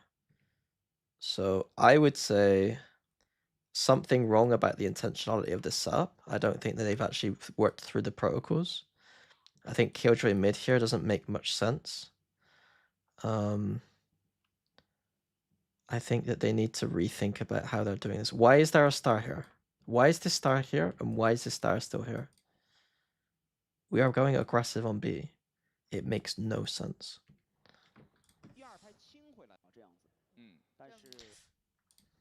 I'd rather Yoru handhold the Neon TP across, and then someone else is here. Like, have Killjoy play here or something. Or maybe have Killjoy here with Sova, have Astra be like this player or something. I don't know. Just, yeah. The Killjoy is literally playing here to have info on both of these, but I don't think it really is that big a deal.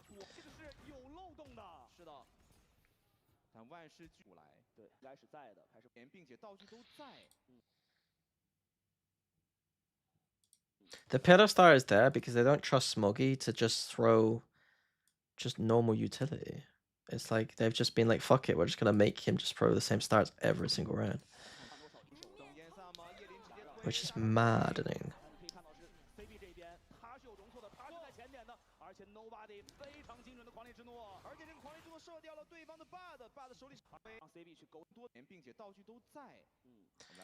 Do you think more teams will run Neon at Masters, leading into more Cypher deadlock? Why is deadlock? I don't think deadlock is the correct response to Neon. Cypher.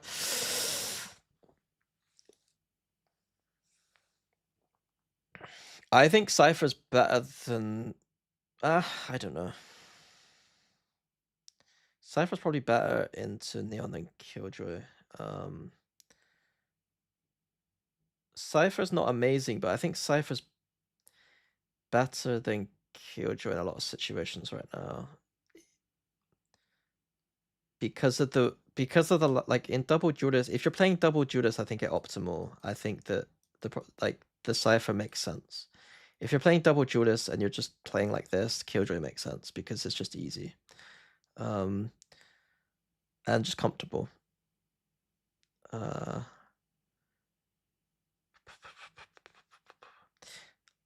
Deadlock in general is a pretty decent counter to double dive, but I just don't know if it's strong enough in general. On some maps, it has value though. Like maps like the nerf to the net is a bit annoying though. The refresh being gone on the net is a bit annoying. Cypher makes sense in double Judas comps because you have an extreme lack of utility, especially with teams playing Omen. Omen teams have literally sometimes just a Sova drone to scale. If you only have Sova drone to scale, it makes sense that you have a camera, passive info, and cages for both scaling and containing on defense. The net can still refresh? Can it? I thought the net refresh was dead. Ah. It's just a like higher cooldown, right? It's just 50 seconds or whatever it is, 40 seconds. That makes sense. On Crowd the other day, I was playing against a Deadlock who was netting me A main every single round. I was like, this motherfucker's just using his net for that? Oh, it's 60 seconds. I mean, realistically, then it doesn't really suit this meta, though, does it? You're not going to net start a round and then wait. Like, you're just, yeah. If the meta's being played a bit faster, you're, like, the net, there's going to be instances where you don't have second cycle net on a post.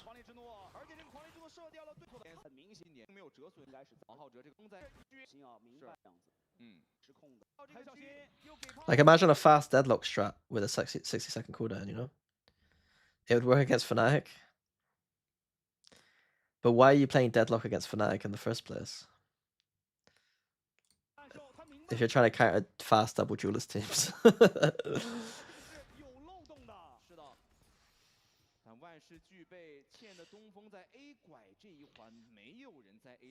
To be fair, they did struggle against the Sage when T-Liquid played it, from what I saw.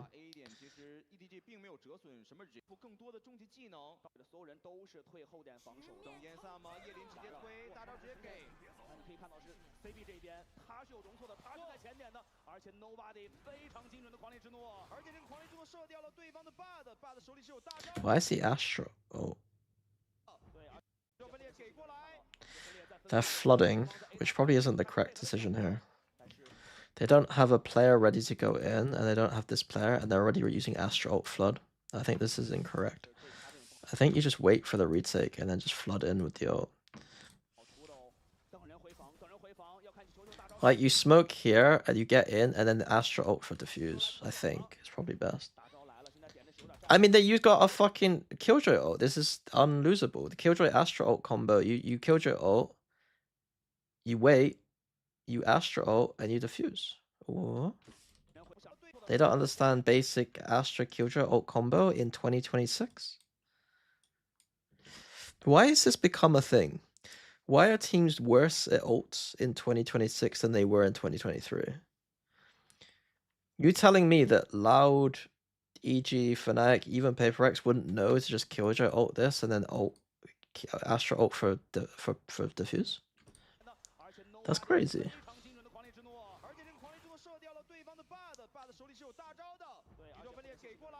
New rosters? I don't care if you got a new fucking roster. I don't care if your roster's new.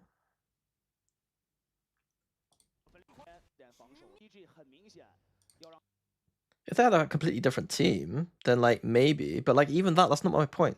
That's not my point. My point is that knowledge from 3 years ago that was like commonplace is now being like, it's not forgotten, it's just not done. It's so ass, man. It honestly means that like it's kind of good for me in a way. It's like on the broadcast side, my job is a nightmare. Like I sometimes genuinely just get annoyed. Like I guess in a way it's kind of good because it means I get to be a cunt. But like realistically, I'd rather watch good Valorant than I'd rather them do this good stuff and I get to talk about it and I get to be positive. I'd rather be positive. So on that side, like it's actually disappointing. On the teams will pay me money to consult for them side, it's quite good. It's quite a good thing that these teams are doing basic things wrong all the time.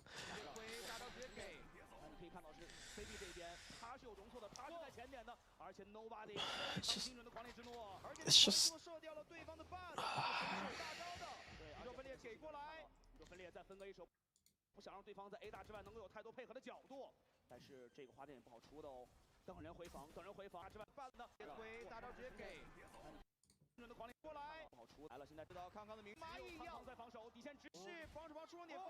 they win, so it's fine, doesn't matter.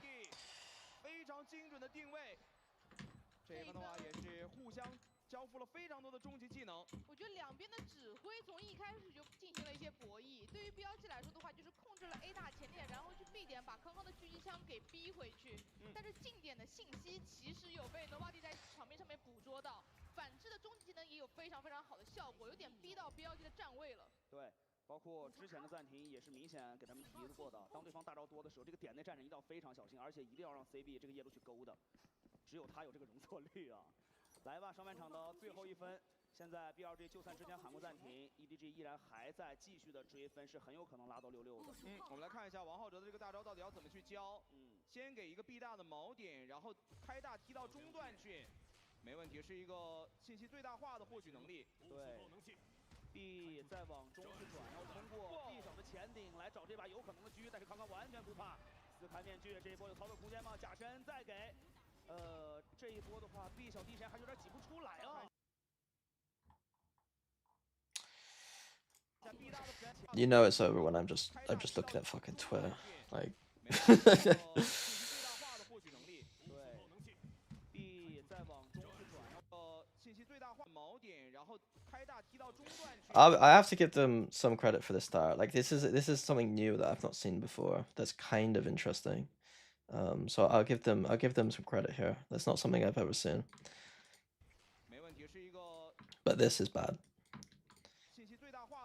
Killjoy turret being used behind our pusher again. It makes no sense.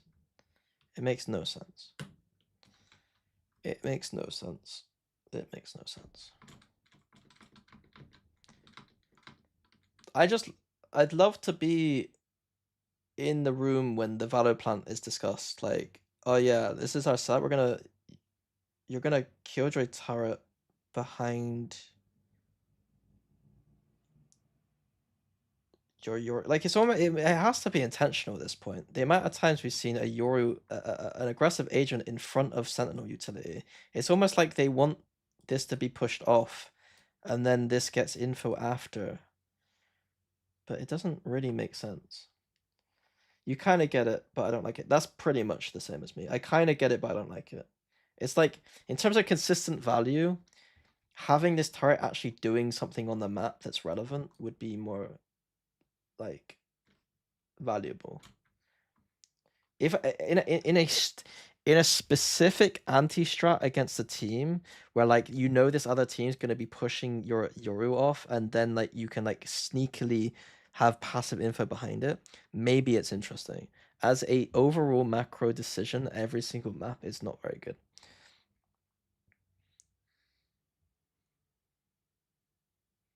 Would it make sense that after that the Yoru leaves and there's hold for repush later? Why would this guy want to leave this position? And what planet does this guy leave?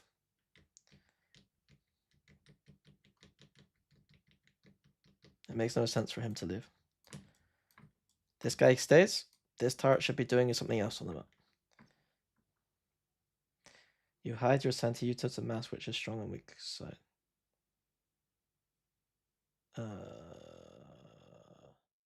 When they're hitting B. So when they are literally full executing B, it makes sense for him to TP. And then your turret is irrelevant anyway, pretty much.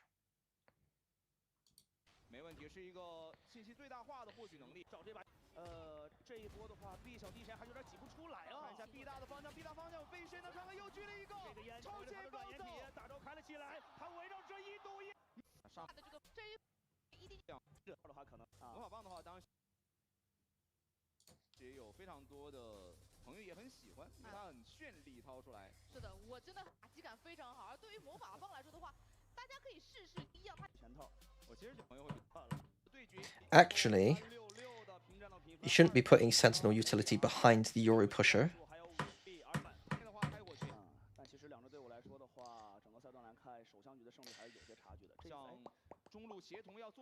5 mid. Interesting.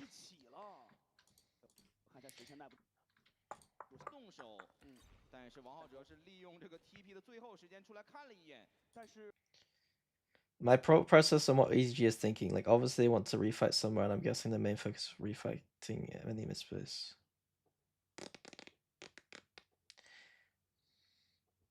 This turret is probably sound bait to not give away the push.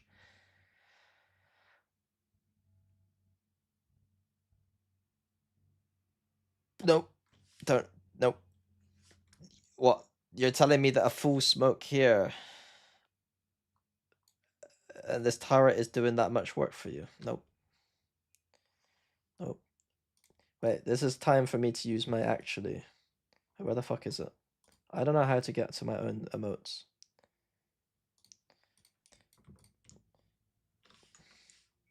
That's me right now watching these VODs. That's literally me watching China VODs. Bro, it's like 4 o'clock, man.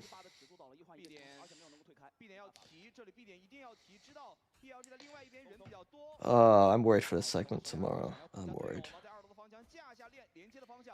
I've stopped care. Like I used to, like before plat chat, I'd be a little bit not nervous, but like I'd be like, oh, I got plat chat.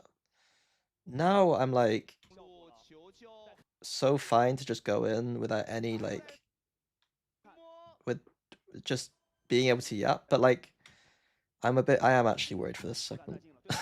I'm worried. I'm worried. It'll be fun, but I am worried.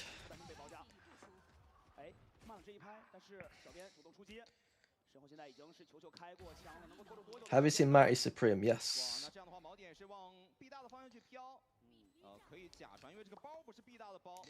Is CB short for centre back? I don't think so. No, I haven't made top 15 list. Do you think it matters? Do I need to make a top 15 list? Are they going to VOD review every person's top 15 list, do you think? Because I don't think I'm going to do one.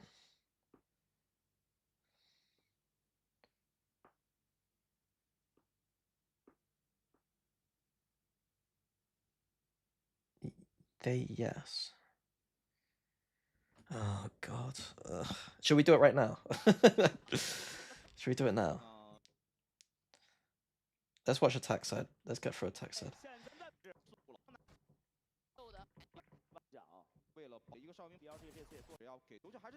Should we use Sliggy theory? I think we use Sliggy theory. Sliggy theory is that like players that go to the event for the first time usually isn't. It's you gotta put stocks on people like Alpha is the perfect player to put stocks on at global events, because sometimes domestically he's not performing amazingly, but then you could just bet on him at global events. Aspas is a lot like that too, but usually he's good both anyway. But hence bet on Forsaken. Forsaken over anyone else on Paper X? Like, you don't think randomly like something could just be the best?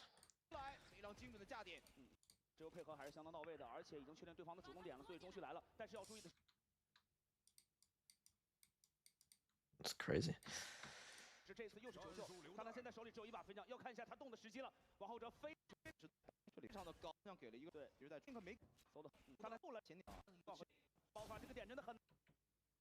Okay.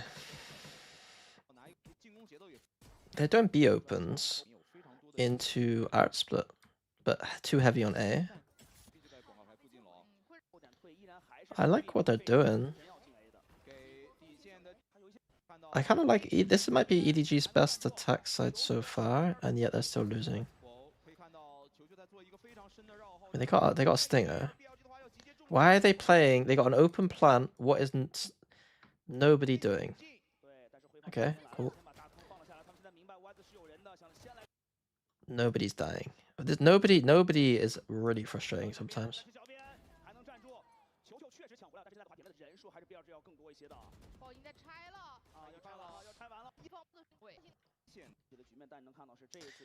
Oh. Low buys, they're gonna try some middle shit. But there's 5 pieces of util here.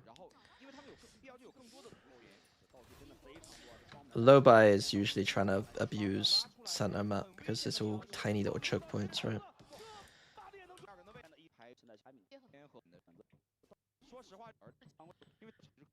That Ryan was so necessary.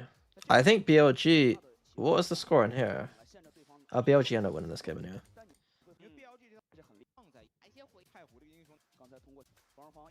You make top 15 player lists, so Platchat forced to watch it and promote your video. I'm not that good at content yet. I'm not on that level. 前顶烟，再加一个眼，直接开始把王后这往前送啊。对，但 EDG 这个起枪就依旧是。起了半脑的 Middle. They drone B. They die on B split. It's not very good. A main default now. Look at BLG2. These fucking stars. You gotta be shitting me. I think EDG should have realized by now B is free, A is free. You can fake the whole map and do what you want. You can lurk up anywhere. You can do anything you want. Instead, they're just grouping and going. They have the whole map free everywhere. Look, they're... Why are they pinging?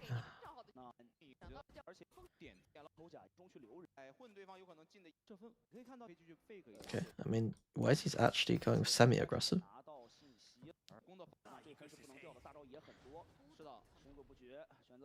B split. Doesn't work. Right, I think honestly. Right, top 15 players. Okay, top 15 players. Right, so one sec.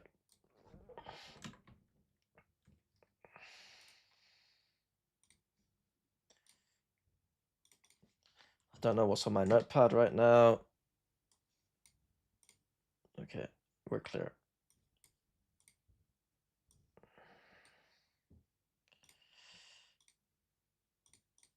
Okay. Top 15 players, shortlist. Martin, Mini, Lovers Rock, The Rock, Nuts. You could go Miniboo. I think Miniboo's signed here. Camo is, I think, harder to bet on, but Miniboo. America's Koala. Who else is good on Furia? Who's good on Furia? EU.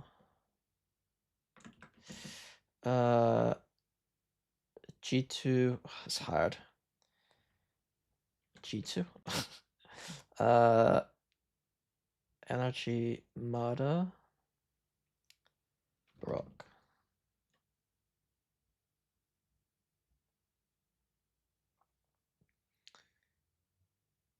Pacific, Danby. Who else is good on Longshim?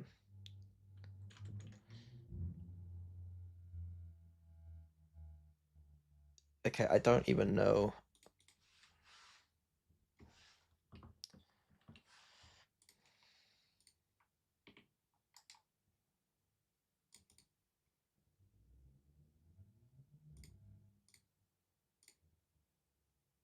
What am I doing? What am I fucking doing? Idiot. RB. High rated, low ACS. X-Ross, high rating, low ACS. Ivy, high rating, low ACS. It's funny. How are they low rating, high ACS? This team's kind of just damn B, realistically, in terms of, like, I think what I can confidently bet on here. Like, this is still impressive, though. But it's a lot of, like, low deaths, low kills kind of stuff, I think.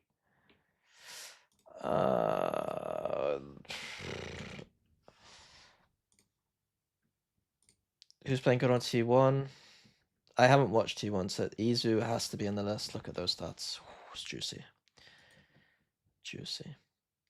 Meteor has to be in there. You could argue Munchkin, but no. Paper Rex. Right, Forsaken had some games.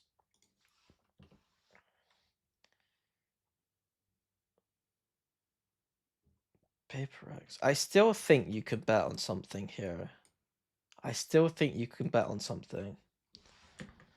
Forsaken, Paper Rex.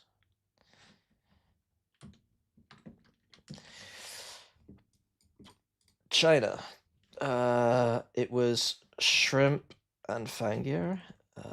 Then it was, I mean, today it was Chichu Kang. And then here it would be Happy Way and Raga. 2, 4, 6, 8, 10, 12, 14, 16, 18, 20, 22, 24. Fuck, it's hard. Okay.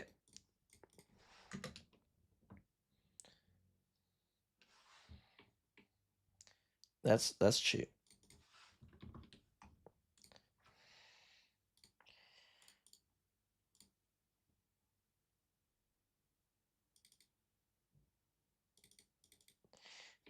Do we think that Martin or Mini are more likely to perform at international? I don't think we can get. I don't know if we're going to be able to get both in the list.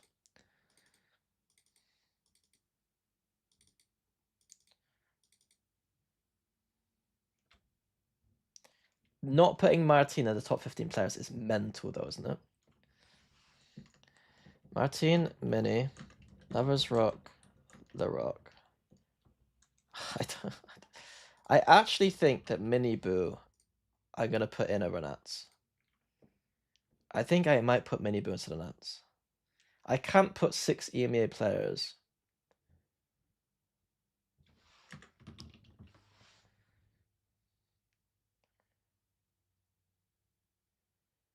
Mini Boo. Yes, you can. I can't if I don't think EMEA are going to do amazing. I think if Team Liquid are going to do well at international, I think that Mini Boo has to perform extremely well. If you guys think that Mini Boo could shit the bed, then Team Liquid has shut the bed anyway. I actually gonna put him in the list.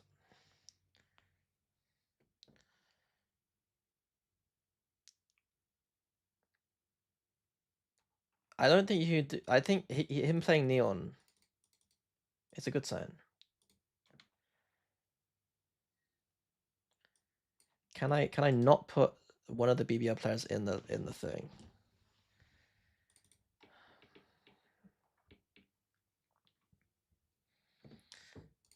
Okay, it's kind of hard not to. Furia. I think Koala has to go nuclear for this team to be doing well. So I'm gonna keep Koala Nubin. And I'm gonna keep only Koala Nubin.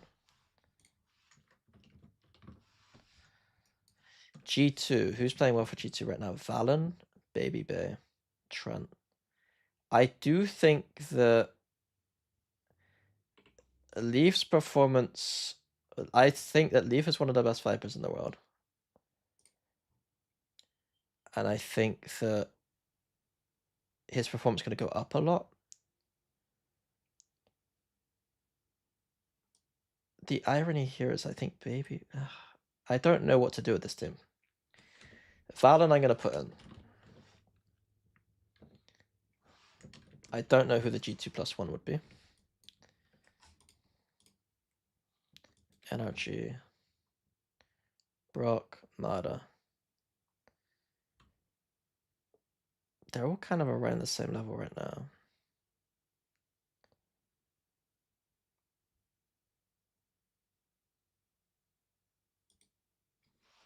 You go no NRG players.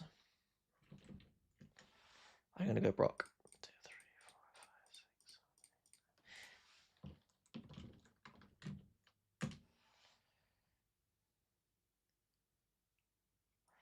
2, 3, 4, 5, 6. 1, 2, 3, 4, 5, 6, 7, 8, 9, 10.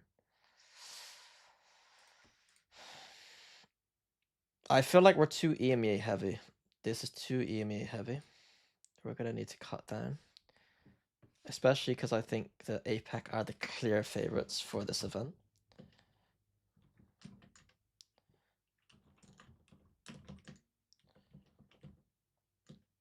The plus 1 for Paper X is difficult.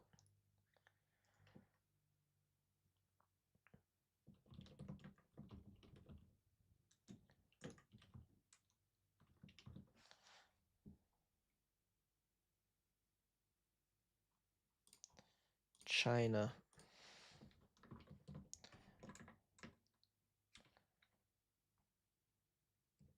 Wait, how do you spell his name? Fanger?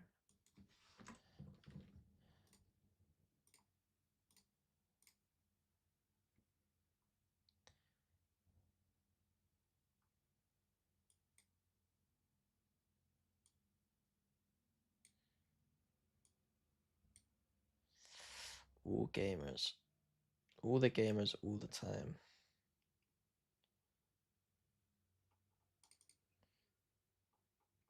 Could be Chichu. I think if I'm going to put one more in, I could put Chichu in.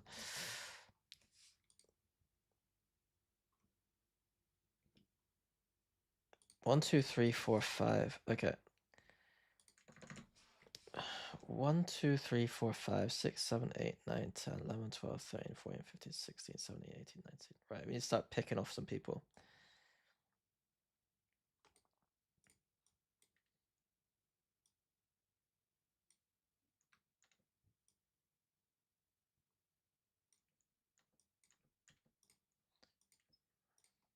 Okay, ignore 1, 2, 3, 4, 5, 6, 7, 8, 9, 10, 11, 12, 13, 14, 15. Perfect.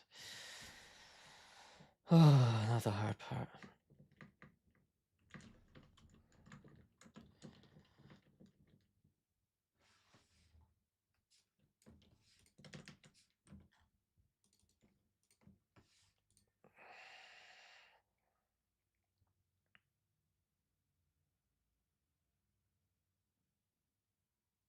I still think it still feels weird to have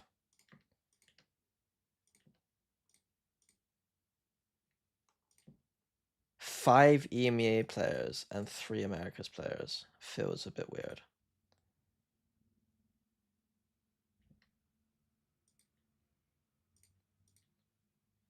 We can't have 5 EMEA players. This is not acceptable. What's my shortlist?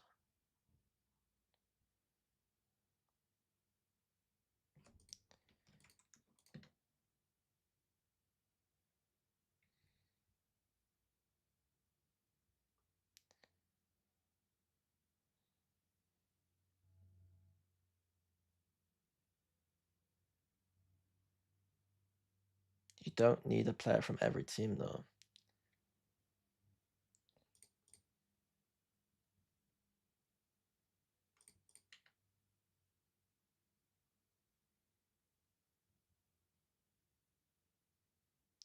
The problem with the you can't have a player from every team theory, though, is that I think that Kang is better than, like, if Kang's skill ceiling is better than almost any player. You know what I mean?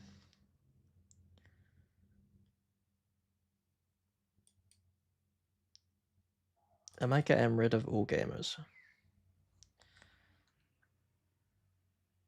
I'm getting rid of all gamers.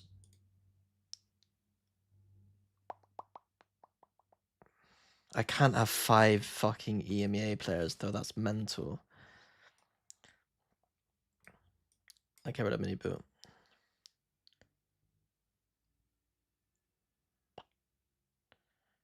I get rid of Fangir.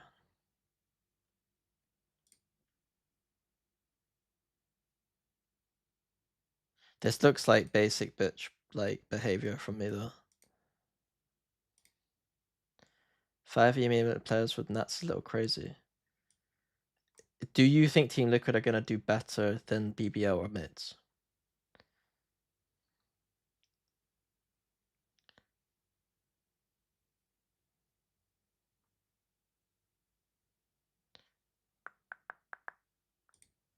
The problem here is that it's so obvious which 2 players are the best in these teams, and there isn't so obvious with the Paper X +1 or the G2 +1.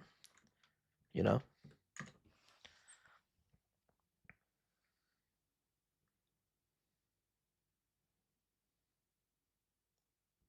You think Team Liquid have a better chance than Gentlemates? Did you? You got Nates. You got Nats in your name.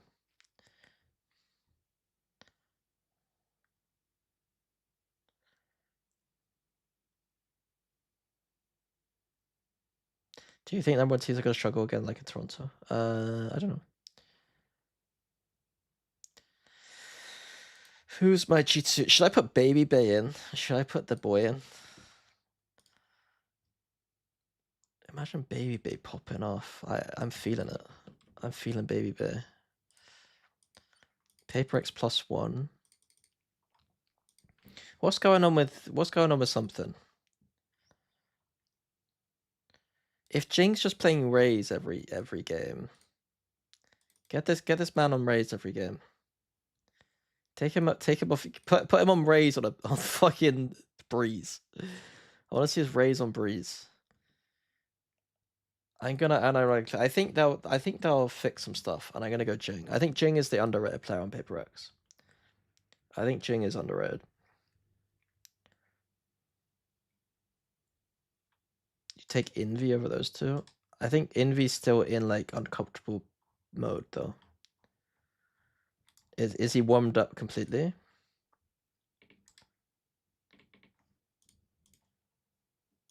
Oh, fucking asshole. +3, +4, -1. He's not played insane in the past 3 games, you fucking liar.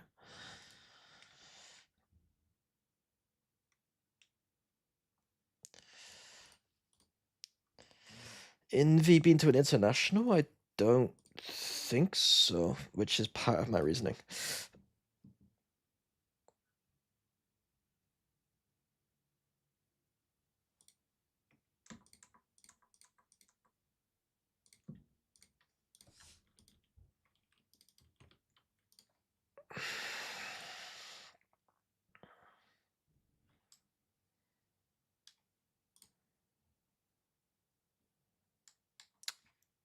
Can I get RB in here?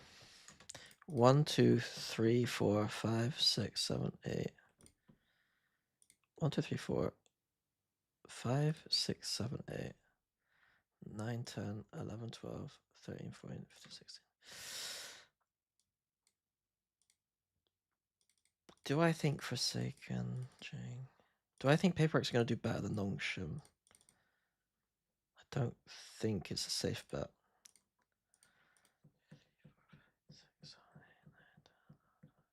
But they're going to do better than EMEA, aren't they? Jing versus...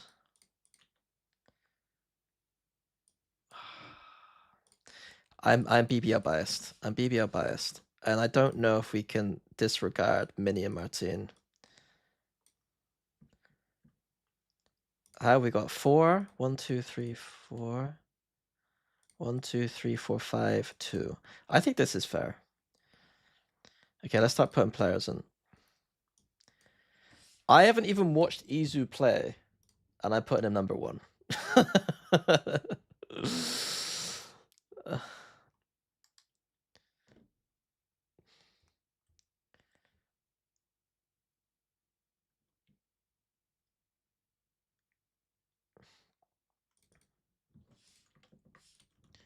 Lover's Rock is up there.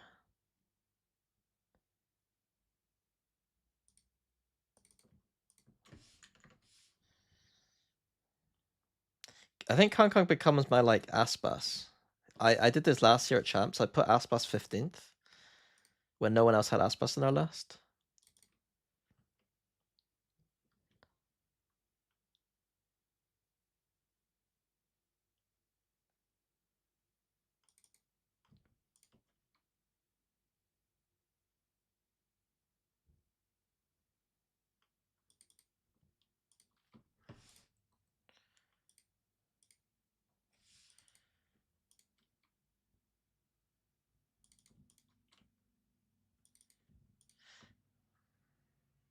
It's based on who we think's gonna do well, right?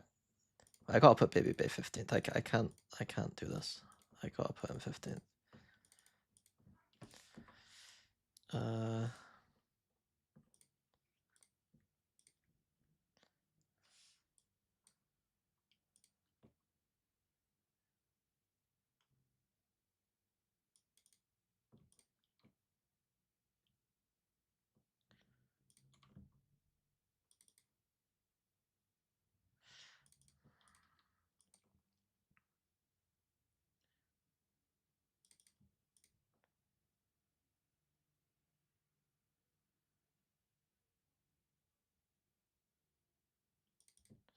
Too low.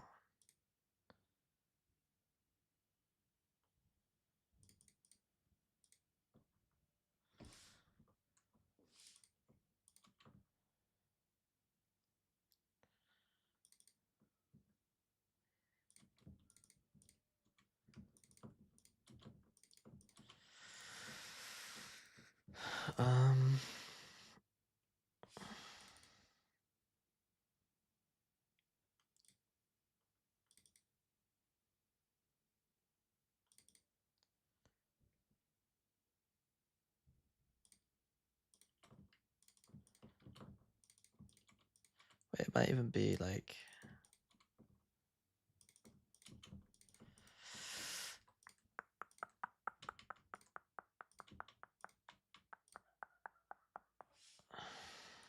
Does Forsaken go this high? Valen goes top 5? I think G2 have so many good players on their team that if you got Valen in top 5 as well, that's mental. Valen not top 5 is criminal. The list is who I think is going to perform the best at the event, not who is the best going to the event. If it's the best going to the event, then Valen's top 5. Do I think that Valen's going to be able to continue plus 30 Astra games? Probably not. If the question is impact as a player, i.e. he's an IGL, then he's number 1. Like, he goes number 1 if it's IGL. But it's not.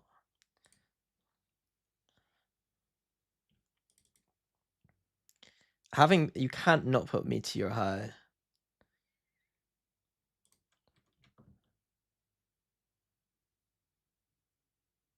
I think Forsaken goes lower, though. I think Valen goes...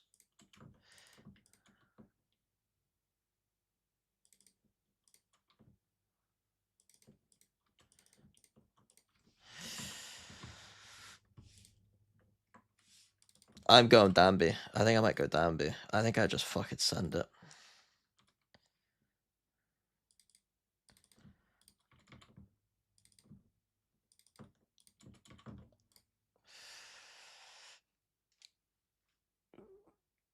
No, this list.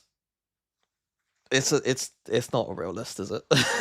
I haven't even watched Danby play. I've not watched Izu or Danby play the game, and I'm putting them as my top 2. That's how fraudulent these lists are.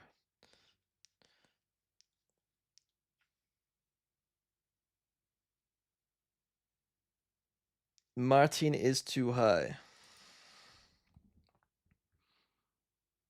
You can't not put... I think that there's a huge chance that he's not as good at the global event. But can I really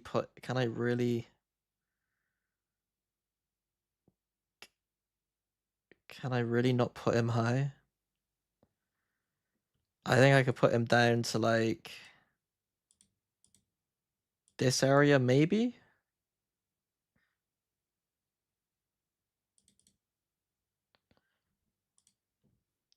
Brock over Koala.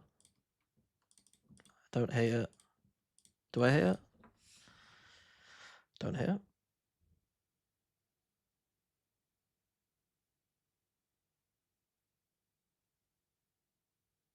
No, this is a top 15 player. This is...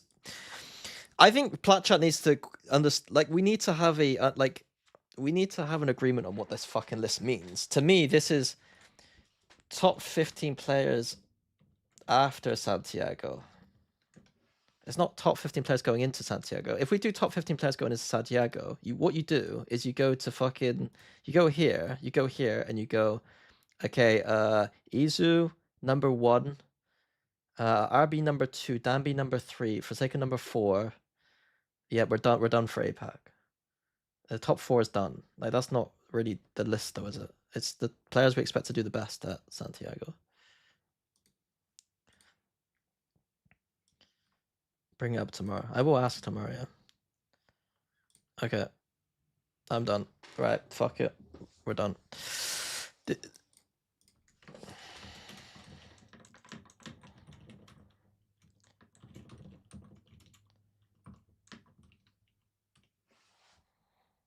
If anyone tries to fucking...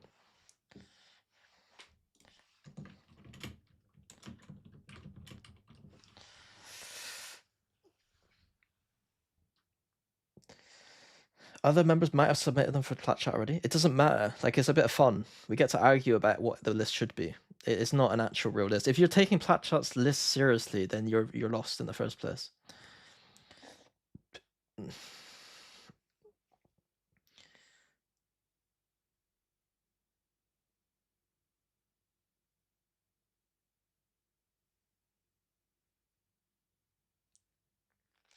Okay. All right. Sliggy, I can't see us in 15. I need to eat. I can play later though. I haven't done anything. I need to go eat and shit. Do you think Baby will do better than Mada? No, it's not that I think how do I say? This is kind of fun.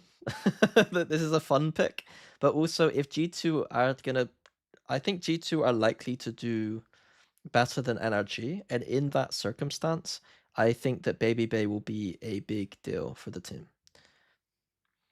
Top 15 VCT coaches of all time? No, I wouldn't do that. It's impossible. And I get a lot of people. I think secretly a lot of coaches are a bit annoyed with my presence in the first place, because obviously I'm an ex-coach who talks shit about coaches nowadays. And so if I did that list, I'll literally be hated. I'll literally just be hated. We know number one. Top 15 VCT casters. That's also mean. It's just mean.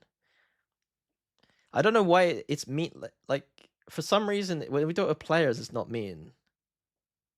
But we do it for casters. It's because there's 1,000 players. This is a nice list to be on. It's a good list. It's a fun list. You're basically asking to do like the top 15 worst players of all time when you talk about top 15 casters, because top 15 casters is going to include like there's no 15th best caster. It's like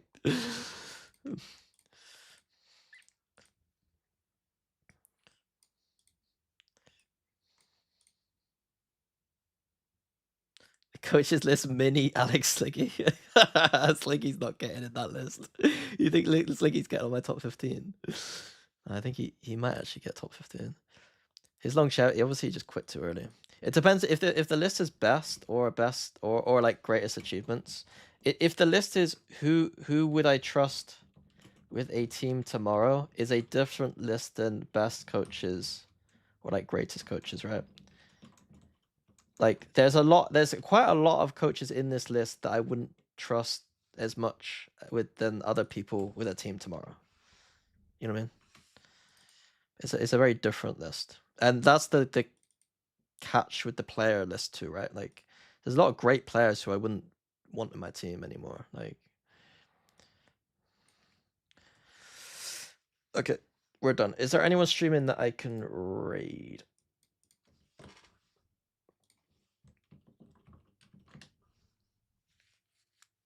Ian's who's watching the finals.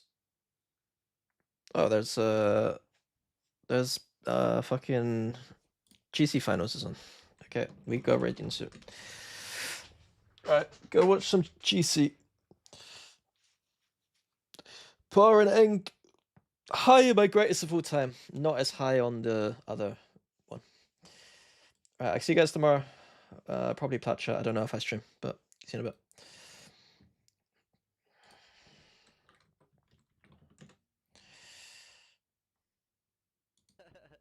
They just what is going on? The existence is a